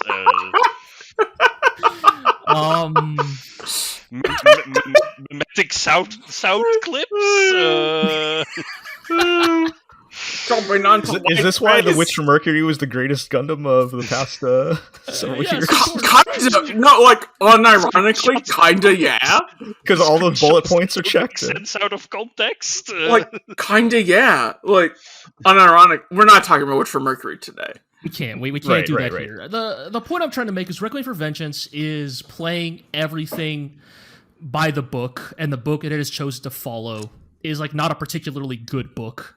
Yeah. The episodes we've watched since continue the story of the Zeon soldiers of Red Wolf Squadron on the run from the Gundam. The Gundam in this show, like, this is not even unique to this show, but it keeps doing this thing of, like, the Gundam is this terrifying monster of a machine. Invincible slasher villain. Right, like... slasher. So does every episode just end with them running into the Gundam and the Gundam kicking their asses? So far, yeah. So far, yes. And so doing this from the perspective of the quote-unquote Gundam's victims, that's the part where it could have been interesting, right? Because, spoilers, the Gundam is usually kicking people's asses. It's kind of what the Gundam is built to do. But the thing that doesn't really make it work here is, so we keep following this like group of Zeon soldiers fleeing from it. Yeah. And despite the fact that we've now had more time to kind of like spend with these characters and get their interiority, I am still not particularly compelled by them. It is every like military like generic ass cliche trope you've ever seen all put together. Right. Like we find out that the main character, the female like squad leader, she's a mom. She's got a kid waiting for her back on side 3. She has a dead husband. Like she's fighting for Zeon so that her kid won't have to suffer the effects of war. Which I may remind you, the effects of war which were initiated by the side she is fighting for. I think we brought this while we were watching. Gee, if only the Federation would just surrender, then this war would be over. Edelgard logic. Yes. It's all on them. It's like, we have the whole sequence, episode 2 or 3. I don't fucking remember which. It's like a montage of them traveling through like your idyllic Eastern European suburbia, the beautiful fields, the cows grazing, the lovely little houses where everybody's happy and having a good time. That's supposed to represent, look at what they are taking, but big them are taking from you. Return. And it's but Zeon are the invaders! Like that's the part, right? Like, because it has the same, like, I don't want to be too literalist with this, but it has the same context of, like, lantern-jawed Wehrmacht soldiers sitting on top of their Tiger tank as it rolls through France. Like, you're the ones who pushed into France, so take it! Right, like that's the like it. None of this, like it is following very cliche military fiction tropes, but because the context is all fucked up, it doesn't work, and the characters don't land. They're all kind of spouting the most like generic one-liners. Even when there is a little bit of infighting amongst like the Zeon soldiers about what to do about the Gundam, it all basically just boils down to some Zeon soldiers are cowardly, are craven cowards who are not true patriots, and some Zeon soldiers are fighting for your freedom and independence. What if this just ends with the Michelin Web "Are we the baddies" sketch? God, I wish that would show more self-awareness than I'm currently getting out of this show. Like, there's one character who says one line, who's like, from the Federation's perspective, we're the invaders. Yeah. And so that's why they're fighting so hard to repel us. And the other like Zeon soldiers are like, yeah, well, they oppressed us first, so this is for freedom. And States' rights. Yeah. Yeah, so like the Xeon sympathetic perspective doesn't really work. And to be clear, like I don't know if we've said this on recording, but we've had conversations about like how effective like sympathetic portrayals of Xeon have been in past Gundams, and I think it has been done well before, right? We always talk about 0080, which is a very sympathetic to Xeon. Even in original Char Aznable blast headshots Kycilia Zali with a bazooka. Right, and I mean, not even just Char, like, the original show has sympathetic Xeon soldiers. Degwin Zabi, right? Like, well, yeah, you know?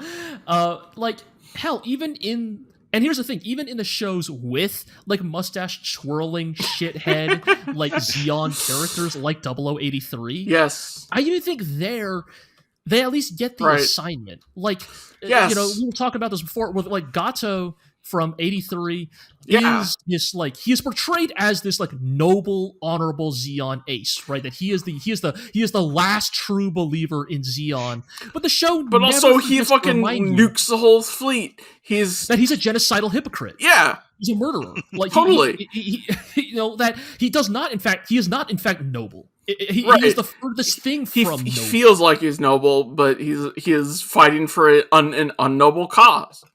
Yes, and Requiem for Vengeance doesn't even have that. It doesn't even manage to like evoke any of these feelings in its sympathetic portrayal. We talked about last time. It's like within Gundam, there is quite a bit of nuance.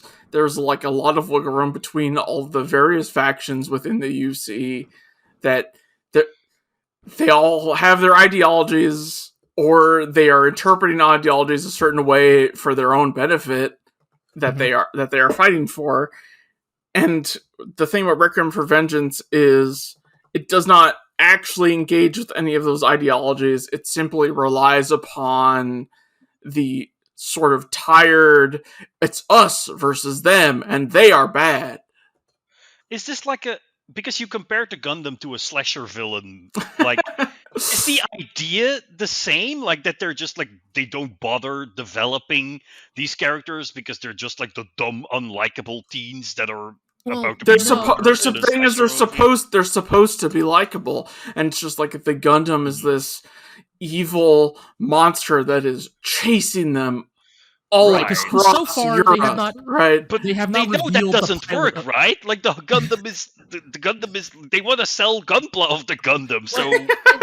So here's the thing, right? Again, I think the subtext of to Xeon soldiers, the Gundam would be a monster. I think that could be really good. That subtext. Yeah. Could be but really here's good. Also the other part. Here's the other part. The Gundam in Requiem for Vengeance is also not a particularly good slasher villain because it keeps doing the thing of it has its arm raised in the air with its sword or its gun pointed at the heroes ready to pull the trigger, and then like small arms fire dink against its head at the last second, and it turns around and goes, "Oh, I'll fight them next." They've done that like 10 times. Right. And like to the point where like you can practically make a drinking game out of every time the camera like zooms in close on the Gundam's menacing eyes as the tense orchestra music starts playing. And then it's like, oh no, I gotta kill this tank instead of the Zaku. Yeah, like I have to kill this Humvee with a 50 millimeter cannon instead of this Zaku with the He-Dog. Right, and it's very silly because like they also keep establishing that the Gundam is impervious to all their weapons. So why would it care about getting interrupted by something that can't hurt it? It is it's impervious. It's invincible. It's the whole thing with the Gundam. I think what they should have done here, as I understand it, is they should have made this a like in-universe Xeon propaganda movie. They should have made Starship. But dude, that would have been actually like interesting. Yeah, right. Which I don't think this show is capable of. No, yeah. The last thing I will say, however, is about the White Menace. I'm doing my part. I will say, the Goof Custom did make an appearance in one of these episodes. The Goof Custom is really cool. Look, 8th MS Team was my first Gundam. We are not immune to cool robots. 8th MS Team was my first Gundam. Norse Packard fighting Shiro Amada is like it's a cool moment. A noted moment for me in all of Gundam, because it's one It's of, like, a badass fight. Yeah, it's one of, like, the first noted scenes I saw in the franchise. Gundam Requiem for Vengeance does not live up to that. No. Yeah. I mean, from what you guys are saying, lived up to its true predecessor, G Savior. Oh, I thought you were about to say MS Igloo. Dude, but, we should watch G Savior though. We should watch MS Igloo. we should... Okay, hang on. I'd rather watch G Savior than MS Igloo, actually. What? No, but like, Soon to a future episode of the GLORIO. Okay, hold on. There's a scene in MS Igloo where a squadron of balls just go to town on Zaku. Okay, actually, you sold me. You sold me. Actually, we should watch MS Igloo. Well, speaking of a squadron of balls. Yep. Is that how we're gonna transition this one? Fucking hell. All right. Let's talk about Don since we're on balls now. Oh yeah. Or lack thereof. No, it's pretty good, huh? Yeah. Pretty good. Yeah. We realized that actually, oh no, the plot is over. So maybe the plot isn't over. Yeah. So we had, I guess, episode 4 and 5 is what we're doing on this one, but we had the showdown with Turbo Granny, right? Yeah, dude.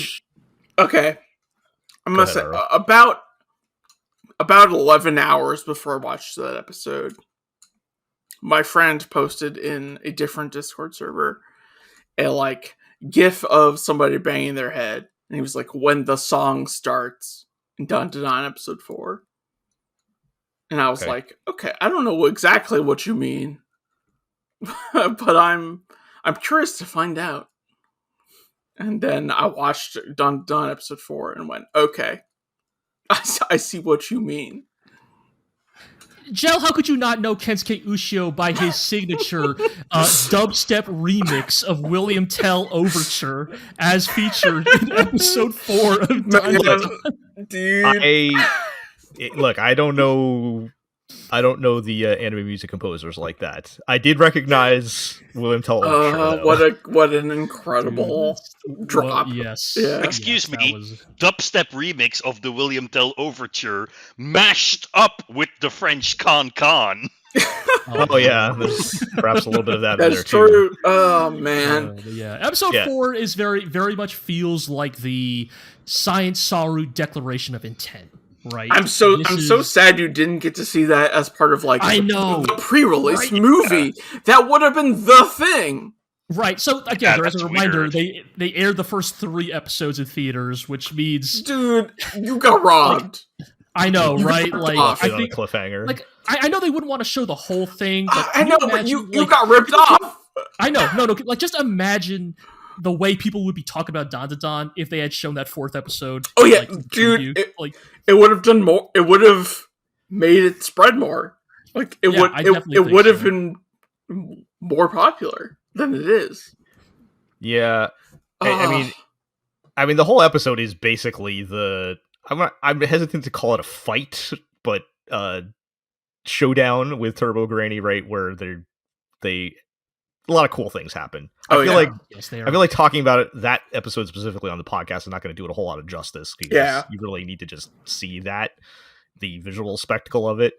The whole thing with at the end with grabbing the train and everything too. Just great. A lot of really cool things happening visually speaking. I'm like, okay, this is why all the normies are actually into Don. Okay, I see now. Don't ask me what actually happened, though. I mean, I don't know. A crab was involved, I guess. Yeah. I mean, something. Much of. You're not in this town anymore, but in a different one. They did set up that super hot grandma only has jurisdiction over, a certain area, Lancaster County. Yeah. So I don't know, this. It's hard to really say much about that episode of Don just because it's so visually oriented. Yeah. It's this huge, like, high octane, like, chase through the city, right? Like, they are changing venues, so to speak, like, every few minutes. It's like, again, Science Saru, like, it could continue to be vindicated by the idea that Science Saru was, like, actually the best possible choice to adapt Dandadan. They're great. Yeah. Really, really, really excellent from a visual perspective. Telling you they should have done Chainsaw Man, but we could continue banging that gong, but yeah, it is funny to me that we've been doing this long enough that yes, like we can see certain visual flares of certain things and be like, yes, this is a visual flare that matches with Science Saru, and not necessarily a visual flare that matches with Bones or Madhouse or Trigger. right. Just like, yes, that's a Science Saru style. Yeah. And I think this is really having them kind of grow beyond their perhaps reputation previously of like low budget art house type of material. This is top tier animation kind of stuff going on here. And most of the episode is like nonstop crazy action it's pretty stuff intense going on. To the point where, in hindsight, I thought episode 5 was slower paced than I expected. But in hindsight, they probably need a breather after episode 4. Yeah. Like, we're probably not going to see that much action for a little bit, just because they clearly went all out for that one. And honestly, like, this might be an unpopular opinion, but my ideal of Dandadan would be more like episode 5. All right, so you dug it. Where it's a quieter, more character focused, and I mean, get like your burst of action in the last like 3 minutes or something like that. But the rest of it is, are these crazy kids gonna make it in this messed up world? Well, for me, like that. And I again, this is why I think this may perhaps end up being an unpopular opinion, but for me, that is like been the appeal to me with Dandadan, like especially I feel like that's what it has. I feel like that's what has over other supernatural shonen battle manga, right? I don't think it's that unpopular of a take. Yeah. Okay. Remember when I first described Dandadan to you guys, I said it billed itself as a supernatural. Right. Maybe not among us, but perhaps the general public anyway. But I don't know. Fair enough. Like the general audience seems to be understanding that the relationship between Okarun and Momo is a unique selling point of this show. At least I've seen I've seen as many people liking that stuff as they like the crazy Sakuga action sequences. Yeah. Right. Okay. I mean, that concern we just came off of, for example, the Elusive Samurai. I think like the character work is what sells this show to me, right? Considering a month ago I was grousing about how, Elusive Samurai looks really good, but I'm so ground down by shonen tropes that I don't care about any of them. Yeah, because I get the feeling there's like a specific kind of guy you can meet online who's like, actually, Dandadan is not a shonen battle manga; it's a romantic comedy with supernatural battle elements. It's in Shonen Jump. Yeah, like it's literally in Shonen Jump, right? Yeah, since you guys are the ones speaking, are new to it. Yeah, I guess go off about episode 5, please. I'd love to hear your guys' feelings on it. It's really goofy, right? I mean that's broadly what I'm getting at, though. Is like, their relationship and chemistry is like the differentiating factor, because there are definitely the foundation of this is still basically feels like a battle shonen to me at this stage, right? Like it's and I'm not like super interested in like the rules of how they exercise curses or whatever and all that stuff, which I felt like I appreciated. There was not a lot of like, which I felt like in episode, I guess, 2 and 3, when Hot Granny is explaining things and stuff like that. It's like, all right, my brain is shutting off when we're getting into that kind of stuff. But like,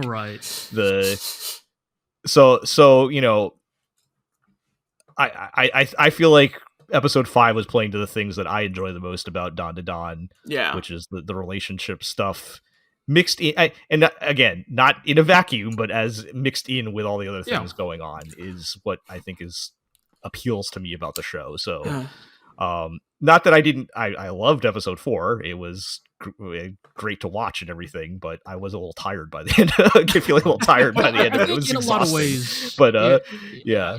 It is, as you say, right, that like Okarun and Momo's like relationship kind of is the driving force of Dandadan's appeal, right? Like, because I think, yes, if you were operating purely on just like visual spectacle, I mean, look, whatever we have to say about it, Jujutsu Kaisen was a very good looking anime, you know, really was. Samurai, yeah, right? Like, so I don't want to belittle technical fidelity, of course, or the work that goes into it. Right. But Shonen is in this weird arms race where everybody is trying to like be like the next clip that goes viral on TikTok and Twitter. It's a really good arms race is a really good way to put it. Yeah. And so like the fact that like when I'm like checking like social media and the thing everyone's posting about this week's episode of Dandadan is Momo dropping the wash basin on Iroh's head. Never give up. You know, like it just shouting in all caps, die home record die. Like okay, no, good people. Like, like here we go, right? Like this is like people get like this is like in a lot of ways the real heart and soul of Dandadan. Right. Yes. And that was a very good character building scene, right? It's but I'm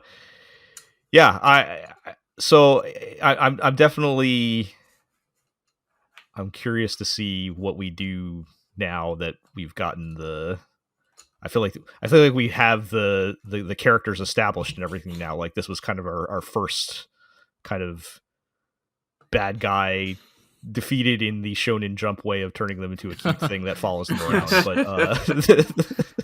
and everyone's got to have a mascot character. Now where do we go from here, right? But yes. Yeah. Well, you know where we go from here. Okarun's got to get his balls back. Yes, of course. Yes, of course. That is by becoming spirit detective. I'm with Hot Spirit World. I'm with Hot Grandma on that one. How did you not notice your balls were gone? But all right. It's very funny. It's a very funny plot point. It's because you only checked the shaft. Well, we can't get into the logistics here, like, but yes, the details of this conversation do not need to be spoken on air. Yeah. But where do we go from that? I don't know, but you were watching the dub, didn't you? Say, yeah. Oh, right. You mentioned that you wanted to specifically call it the dub, Gel. Oh yeah, the dub is good. Is like Momo just talking in like Zoomer TikTok slang or something? Damn. Not quite.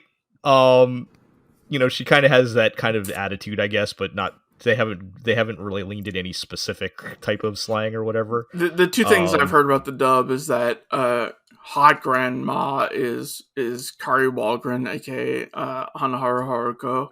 Oh shit! Okay. Among many other roles, because she is a noted voice actor who has a neutral accent. Right. And that Turbo Granning is Barbara Goodson, noted for voicing many old ladies, but also Rita Repulsa, Magic Wand to make my monster grow. Okay, that's so she is. She was also Nauta in Fully. Wait, what? Oh man! Right, that's pretty good. Damn, shouts to Barbara Goodson. Actually, you get to hear her yell. I'm going to eat your dong in the dub. Sure. Maybe I should check out the dub just for that. So what I was going to say about a little more specifically about the dub. I don't know. It feels like it. I feel like having a dubbed anime fits this really good for some reason. Maybe it is because it's a Shonen Jump show or something. I don't know. Sure. It just kind of has that tone energy. Of the show right. in my American anime watching brain, watching it dubbed feels right to me. Sure. Of the shows you watched dubbed when you were younger. Yeah, it feels nostalgic to me. Like and the tone and like even look of the show feels like it matches up with those shows that I watched, in the late 90s, early 2000s or whatever. So that I don't know, and the only reason I tried it is because that's the default on Crunchyroll, and I was like, oh, it's dubbed. Let me listen to the dub. Yeah, and sure, why not? I was like, you know what? It's good. I'm just gonna keep watching it dubbed. That's cool. Hey, Yeah. so, glad to hear it. After they bought Funimation, yeah. The original Japanese dub is also really good. It's true. Oh, yeah, I listened to the historical screaming. I listened to the Japanese version a little bit too, just to get a feel for it, and they're both good. So I very much enjoy like Momo's kind of like Gyaru delinquent hybrid like affectation. Right. I mean, right. Momo is Shion Wakayama, also known for Yume and Dynazenon. And Destiny. Kojima's Web Dreams. Yes.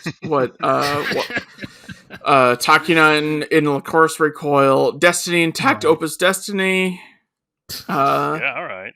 So she was Lemon in Makeine Too Many Losing Heroines, which is something that the audience might also know. I believe you. I didn't watch that. Yeah, but yes. Also a noted performance by her. One thing I'll say, we're 5 episodes in, right? 5? Is it 5? Yes. Yep, 5. We've only been fighting ghosts. I'm waiting for us to fight an alien. Right? I assume we'll get there. So far, we've only been fighting ghosts. Alien in episode 1. Well, yeah, but we've been fighting ghosts ever since. I guess the next episode will be aliens. I assume so. I will say my sort of vague recollection is that I think Dandadan does generally lean slightly more towards ghosts than aliens. I think ghosts are a little easier to fold in because there's so many yokai, right? But I will say probably I will say that aliens make up for it in quality. My favorite arc in this whole manga is a really big aliens arc. So. Will that be in the anime? No, that'll be like season 3. Damn. Okay. Fuck. All right. I should read the manga. Damn. We'll get there. There will be a very good alien in season 1. I've seen him in the OP. So I will say he's in the OP. All right. Don't you want to see more probing, Hero? Look. We could talk about how Dandadan is like weirdly rapey, but we're 2 hours into this podcast. Yeah, I think we next time I can talk about how Dandadan is weirdly rapey and it's uncomfortable. Yeah, I think beyond the first episode, you gotta dig a little harder for it. I think, but there's an undercurrent of that a little bit, I guess. But we'll see how the next 2 episodes. Aliens are coming in raping your women. All right, I need to shut this conversation down and move on. Let's freaking frogs gay. Let's wrap this up with the greatest work of fiction ever created, and talk about Thunderbolt Fantasy, season 4. No piece of fiction has more beauty and dignity in its human creation than Thunderbolt Fantasy. We are so back. Real quick.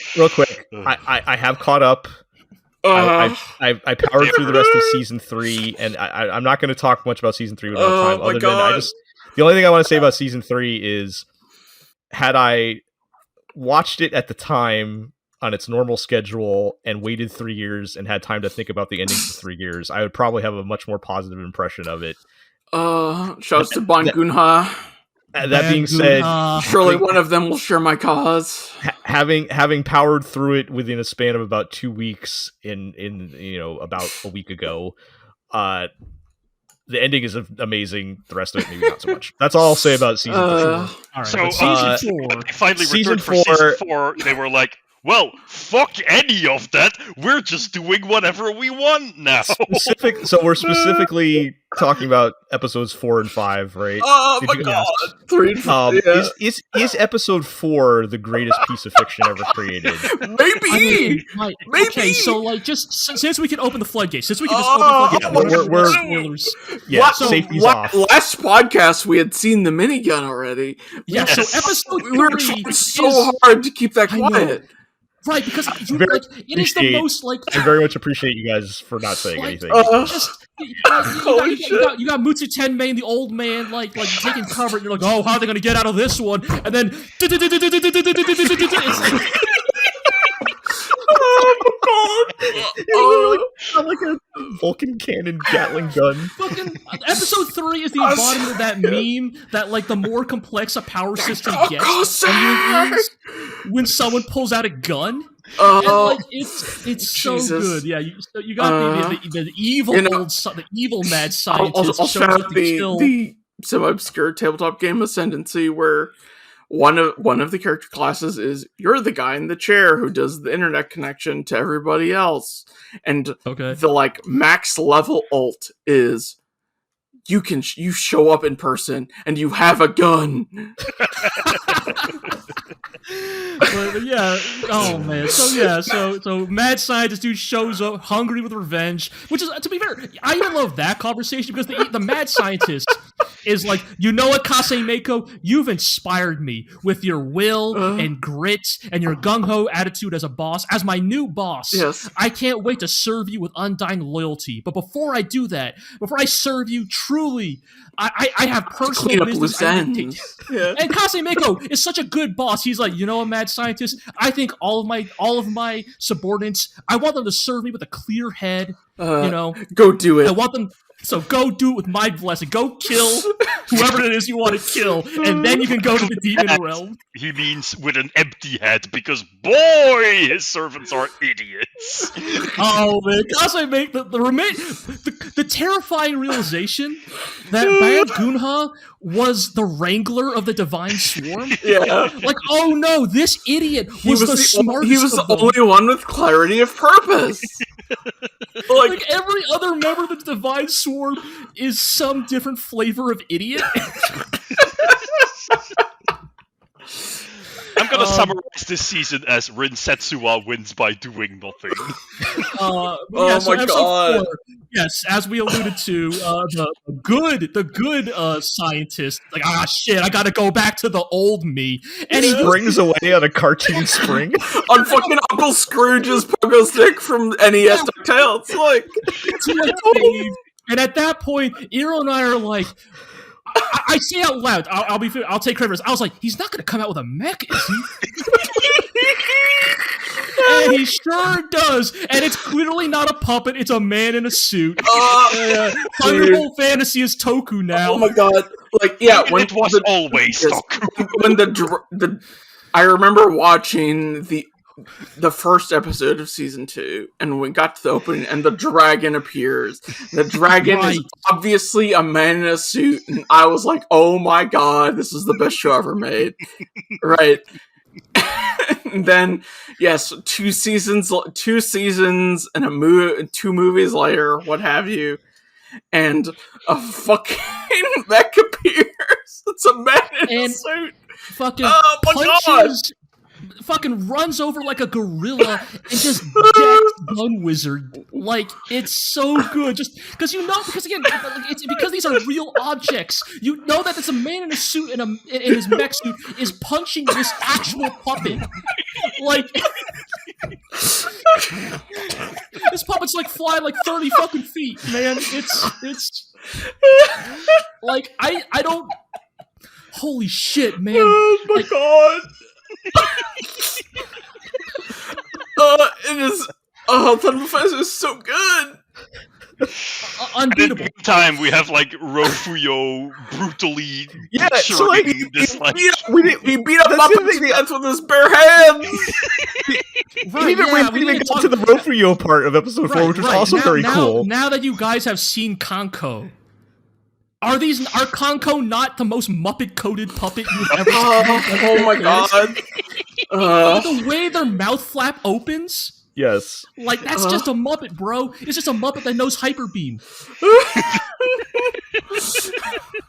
And, like, just so much of the fun of Thunderbolt Fantasy is the physicality of it, just visualizing, like, the dude controlling the Rofuyo puppet is like, he's being told, alright, you're gonna pummel this Kanko to death with your bare hands to show how far gone Rofuyo has become in his pursuit of revenge against his father. And it's, this puppet just, like, slamming its hands into this Muppet as blood flies everywhere.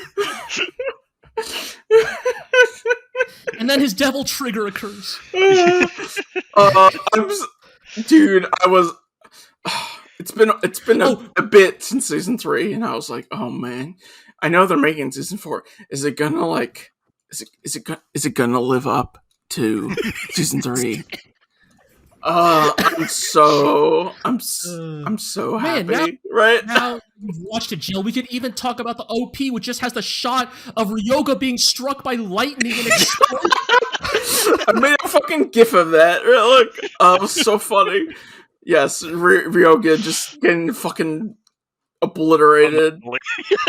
I mean, the physicality is source of so much awesomeness in this show. Right. Because, like, there's like the bit where they get sucked into the portal, the dude with miniguns, and they just toss the puppets onto the hell set. God, the princess, you see the puppet's neck breaking. She's fine. She's still alive. The mech suit flying up into the portal. The empty mech suit flying up into the portal is the funniest fucking thing I've seen in 2024. Like, and to be clear, and to prove it's not just that it's the puppets. Episode 5 has maybe the most bald-faced lie that has ever come out of Rin Setsua's mouth I have ever seen. Rin Setsua disguises Ihyobo, sees K-Guy and Rofio approaching, and he's like, "Ah, shit!" I have to tell my disguise. Right, they're gonna bust me. So he just shows up as Rin Setsua, just like, fancy seeing you here in the demon realm. Takes a whiff out of his pipe, and it's like fucking and these two characters have no reason to ever trust Rin Setsua. Look, K-Guy should be trying to kill Rin Setsua on sight. Again, I'm coming hot off of season 3. I'm like, why is K-Guy not instantly hands on sight trying to murder this guy? Throwing hands. Like K-Guy who should want to murder Rin Setsuo on the spot for killing her sister, and then Rin Setsuo was like, babe, I've never felt so good I've never felt as good as since coming to the demon realm. My sinuses are cleared up. My headaches are clear. So fucking trad K-Guy goes, if you beat me while human, that's humiliating. If you beat me and you're actually a demon, that's so hot. Rin Setsuo has no proof, no fucking forged papers. He's just like, K-Guy, I feel pretty demonic demon myself. Rin Setsuo's like, he's like a wizard that has somehow put his charisma to 24. I don't know how, but 30. Funniest line in all of that is that he's like, you have noticed that I look different from other people. It's like, no! Exactly the same. Rofio at least had a talking lute. What do you do? That's what you fucking smoke 3 packs a day. Oh, good. Pipe smoking fucker. It's so good. Just how K-Guy's immediate 180. Shit. If you're a demon, then dominating me is just natural.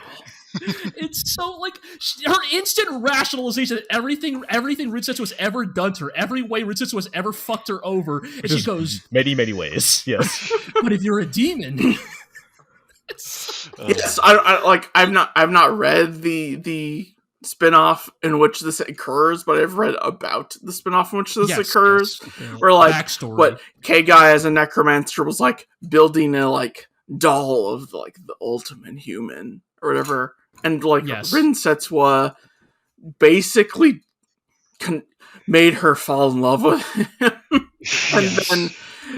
and then ditched her after ruining her plans.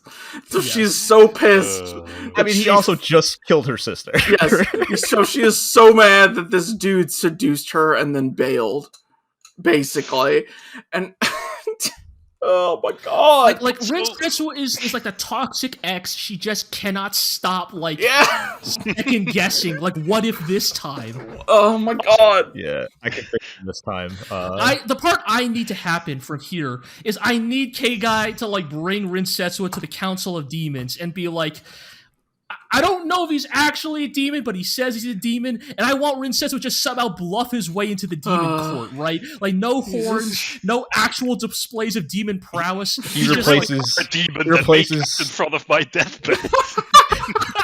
He replaces the number 7 that's dead now, right? The fighting somehow. lady. Yeah. Also, we get to meet so many weird little guys in episode. Oh yeah, all the Council of Demons, all these new evil puppets. Yes. Yeah. Oh my god. Also, Loki, very funny moment is that they do this epic, the two guys from the Order of the Divine Swarm do this epic battle to storm Azabelfer's castle, and then it just cuts to him being in the demon court. He's not there, right? He's not even there. Also the extra bit of the other demons, Kiare has been killed, and reaction to every demon, and Azabelfer, who orchestrated the entire thing, also gets a reaction shot of huh? Kiara has been killed? Kid's execution has been moved up? It's so good. Oh my god. Shout out to the fucking last frame of the 5th episode where Rofuyo is in the palace looking for Azabelfer, and you just see Spider's chain snaking towards him, and it's just held still of the chain. Also, I guess Kaseimeko is also in charge of the demon lord. Maybe? Maybe. That's an open question. Dude, it would be so funny if Kaseimeko was also the demon lord. The thing is, it was me, Rinsetsu! Yeah. It was me all along! It's 150% intentional. Is the thing. Is presenting the demon lord in this way after... The twist of season 3 is that the demon, the emperor behind the screen is actually Kaseimeko, and so of course we introduce the demon king, the demon lord, the Mao is behind a weird screen, and we don't see who it actually is. And so it's of course it's so on purpose that everyone goes, oh shit, is it actually Kaseimeko? To be serious, I don't actually think it is. That would be maybe one not. step too far. Right. But and it's really and then funny. my follow up is fucking Rinsetsu the demon lord? Has he been doing this the whole time? All right, I'm glad you said that out loud because I was literally thinking in my head this whole time, but I didn't know if I wanted to say it out loud. Is Rinsetsu? God that damn. Would be... Demon Lord? Oh, it's so funny. I would not rule out anything. I'll say on that. To wrap up this discussion, we do need to address some sadder moments in these episodes. The loss of a beloved character, the princess's main advisor guy. It's brutally pulled apart fucking bits. Most graphic puppet death in so look, but now Rofuyo's 2 girlfriends have come to an accord. And also the mech is here. And they have a mech. Every shot where puppets are walking off somewhere and next to them is a man in a mech suit lumbering along with them. It's so good. The funniest shit I've ever seen. How can you not acknowledge this as the greatest work of fiction? So good. Oh my god. I'm just gonna title this episode "We Laugh About How Amazing Thunderbolt Fantasy Is" for 20 minutes. Dude, it's unbelievable. I'm so happy. Right, I remember us talking about season 3 when it was the backlog, and we got to shit, we finally caught up with Thunderbolt Fantasy as it hit a cliffhanger. Right. Season 4 has fucking delivered. Yeah, it has. Definitely. My god. Yes. All right. Well, we'll see where our adventures take us next time. Anything is on the table at this point. I do get on tape. My theory is that because when Shofukan and Tanhi and Kensanun all put on their gas masks for the Wasteland of Spirits, and Shofukan was like, "Oh, it's you! It was you." And so my theory is because in season 3, Shofukan was like, "Oh, I've been to the Void Junction before, but it was all destroyed." Nothing was going on there. I think at some point, Ken San-un will get sucked into a time warp or some shit. He will become a mentor himself to young Ken Coin going to the moon? Will Ken San-un finally get his moment? After he eats shit every single time he's on screen, right? Every time he gets hit by some kind of whip and gets owned, right? Like, I mean, he is literally the whipping boy. yeah. He really is. Holy shit! So that is my prediction. Is okay. Before we wrap this up, wish list for the rest of this episode.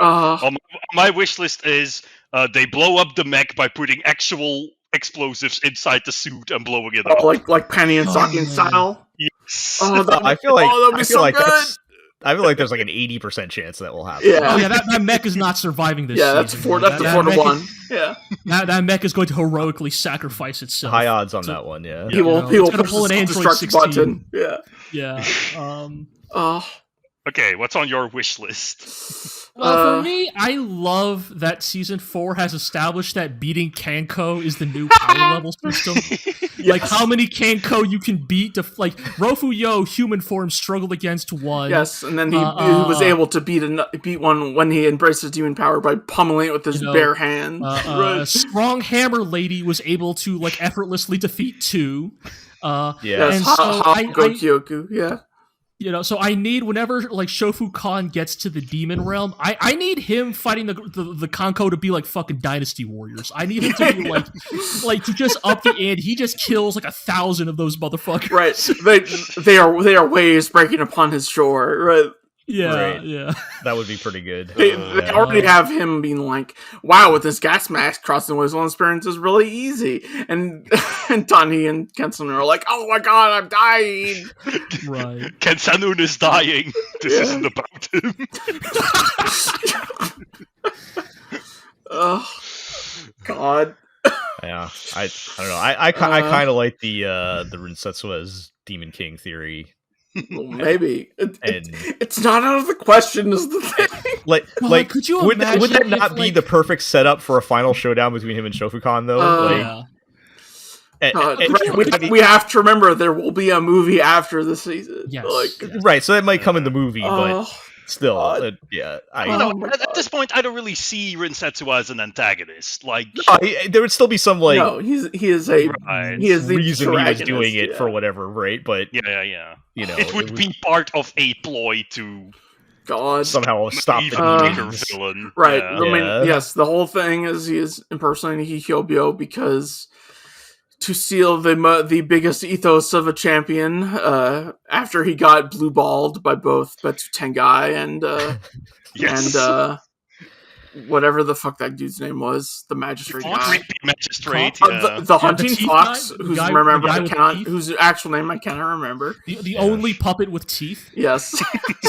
Right. He's been blue-balled for 3 seasons. He needs to nut on Kase Mako. Right? Alright. That is his goal. Like, the ultimate nut. Yeah. I'm like... This is No Nut November. We have to oh man, we have to cut this conversation off now, I think. It won't happen until December, you know? And then the end of the season. Oh, I guess, yes, it wouldn't actually be until December. Jesus fucking Christ. Yes, because it's No Nut November, that means Okarun is not going to get them back anytime soon. Nor will you guys watch Gundam MSE Glue. Or will you finish Brigitta's social link? The less said about that, the better. Let's. Oh my god! Thunderbolt Fantasy, the greatest work of fiction ever made. The greatest crime committed in this century is not licensing this for streaming. Yeah, what the fuck, Crunchyroll? Crunchyroll, what the fuck are you doing? Sony Aniplex, what the hell? You've licensed every other season and the movies. Why aren't you simulcasting it's not like there isn't 4? It's not like there isn't precedence for this, right? This is season 4, and they've done all the other ones. So Come on! So they're like clearly in the pocket of Good Smile Company, who are like 1/3 of the production committee for Thunderbolt Fantasy. So, dude, it is they need to reissue the Nendoroids. Yes, like joking aside, like it is actually truly insane to me that season 4 of Thunderbolt Fantasy is not. There had to be some licensed. kind of like legal problem or something. I don't know. But you have to make a deal with Peely in Taiwan, right? I don't know. It's going to show up. Individual episodes will be on sale on Amazon Prime starting next week. I'm seeing a Shofukan Nendoroid on for $51.40 on AliExpress. I wouldn't buy one on AliExpress, but I have read that Peely have some kind of deal with Netflix, though. Maybe that might be. There have been other Peely shows on Netflix. I've thought about watching them, but also having every character voiced by the same guy is that's like I know that's like the traditional way of doing it and all, but it's I don't know if I could live with like not hearing Nobuyuki Hiyama, like I feel like this talking about how he was born. Yeah, I feel like or Akiotsuka. Yeah, I feel like Thunderbolt Fantasy specifically has been so specifically designed to appeal to us, as in like the 4 of us on this currently on the podcast. that I don't know if there are other ones who quite hold up, but I don't know. Anyway, well, again, let it be said, shout outs to God, what was it? The season of like summer 20 like. What was the season that was like so bad that like Iro? I approached you that summer. And I was like, "Fuck it, man. Do you want to watch Thunderbolt Fantasy?" God, Did Artemis tell us to watch this? I can't remember now. Artemis was an early adopter of another one where she championed. I remember talking to people about Thunderbolt Fantasy season 1. Like after I had stopped watching it because there were too many proper nouns that were in Chinese that I didn't understand. We watched the first episode and it didn't really click with us just because the subs were incomprehensible. Right. All right. It was summer. It was summer of 2021. Yeah. So shout outs to summer season 2021 for being so bad. It put us on the best possible path. Right. I mean, I talked about Thunderbolt Fantasy to noted puppeteer Mary Robin Kowal in like 2017 or 2018, and she was like, "Oh yeah, that looks great. I haven't watched any of it." And I was like, "Damn, all right." Yes. Back when the only subs that were immediately available were in Chinese, right? Right, using the Chinese. Sorry, that's Shofukan ain't gonna be some. That is the one. Some Shangbuhan, like right. That is the one thing I am at least enjoying with the fan subs is they're saying Shofukan because the official Crunchyroll ones were the Chinese names. Shangbuhan, I do. Look, I understand the decision. I get it. Also, the actors are literally saying Shofukan. It was making it very confusing for me to track what was going on. So. Anyway, damn, Thunderbolt we'll have plenty of more time to talk about Thunderbolt Fantasy throughout the season. So yes, we had to open the shaken can of cola. Yes, right. We have to make up. Look. Oh, go ahead. As a closing note, I just want to say, yes, the shitty fan subs we have to use now are bad, but. On the other hand, they did call Rin Setsuwa a fucker, and I'm like, fucking fucker, yeah. I have that screenshot. Ryoga would. This is the thing. Out of any of them, Ryoga would. I am okay with it because it is mostly relegated to Ryoga, and I'm like, you know what? Yeah, Ryoga would say that. In season 2, Ryoga called him pipe smoking duck or whatever, acknowledging the fan nickname in the West for Rin Setsuwa, which is Vape Duck. And so, if anyone is going to call Rin Setsuwa a pipe smoking fucker, it would be Ryoga. Yeah. Shouts to Katsuki Konishi, who voices Ryoga, who also voices the Mecha Uday, who's all about turning Oneer into a Bushido warrior of love and justice. Oh god! Oh yes, god, yes. guy's so We didn't good. even do that, yeah. Anyway, looking forward to the next episode in which we rank all the Thunderbolt Fantasy characters in the says fuck, legally not allowed to say fuck. Never heard of fuck. Yes. All right. We have to land this plane. Yeah. We'll talk. We can talk about it next episode, guys. Still gonna be around. End point. Thunderbolt Fantasy is amazing. Exactly. Please watch it.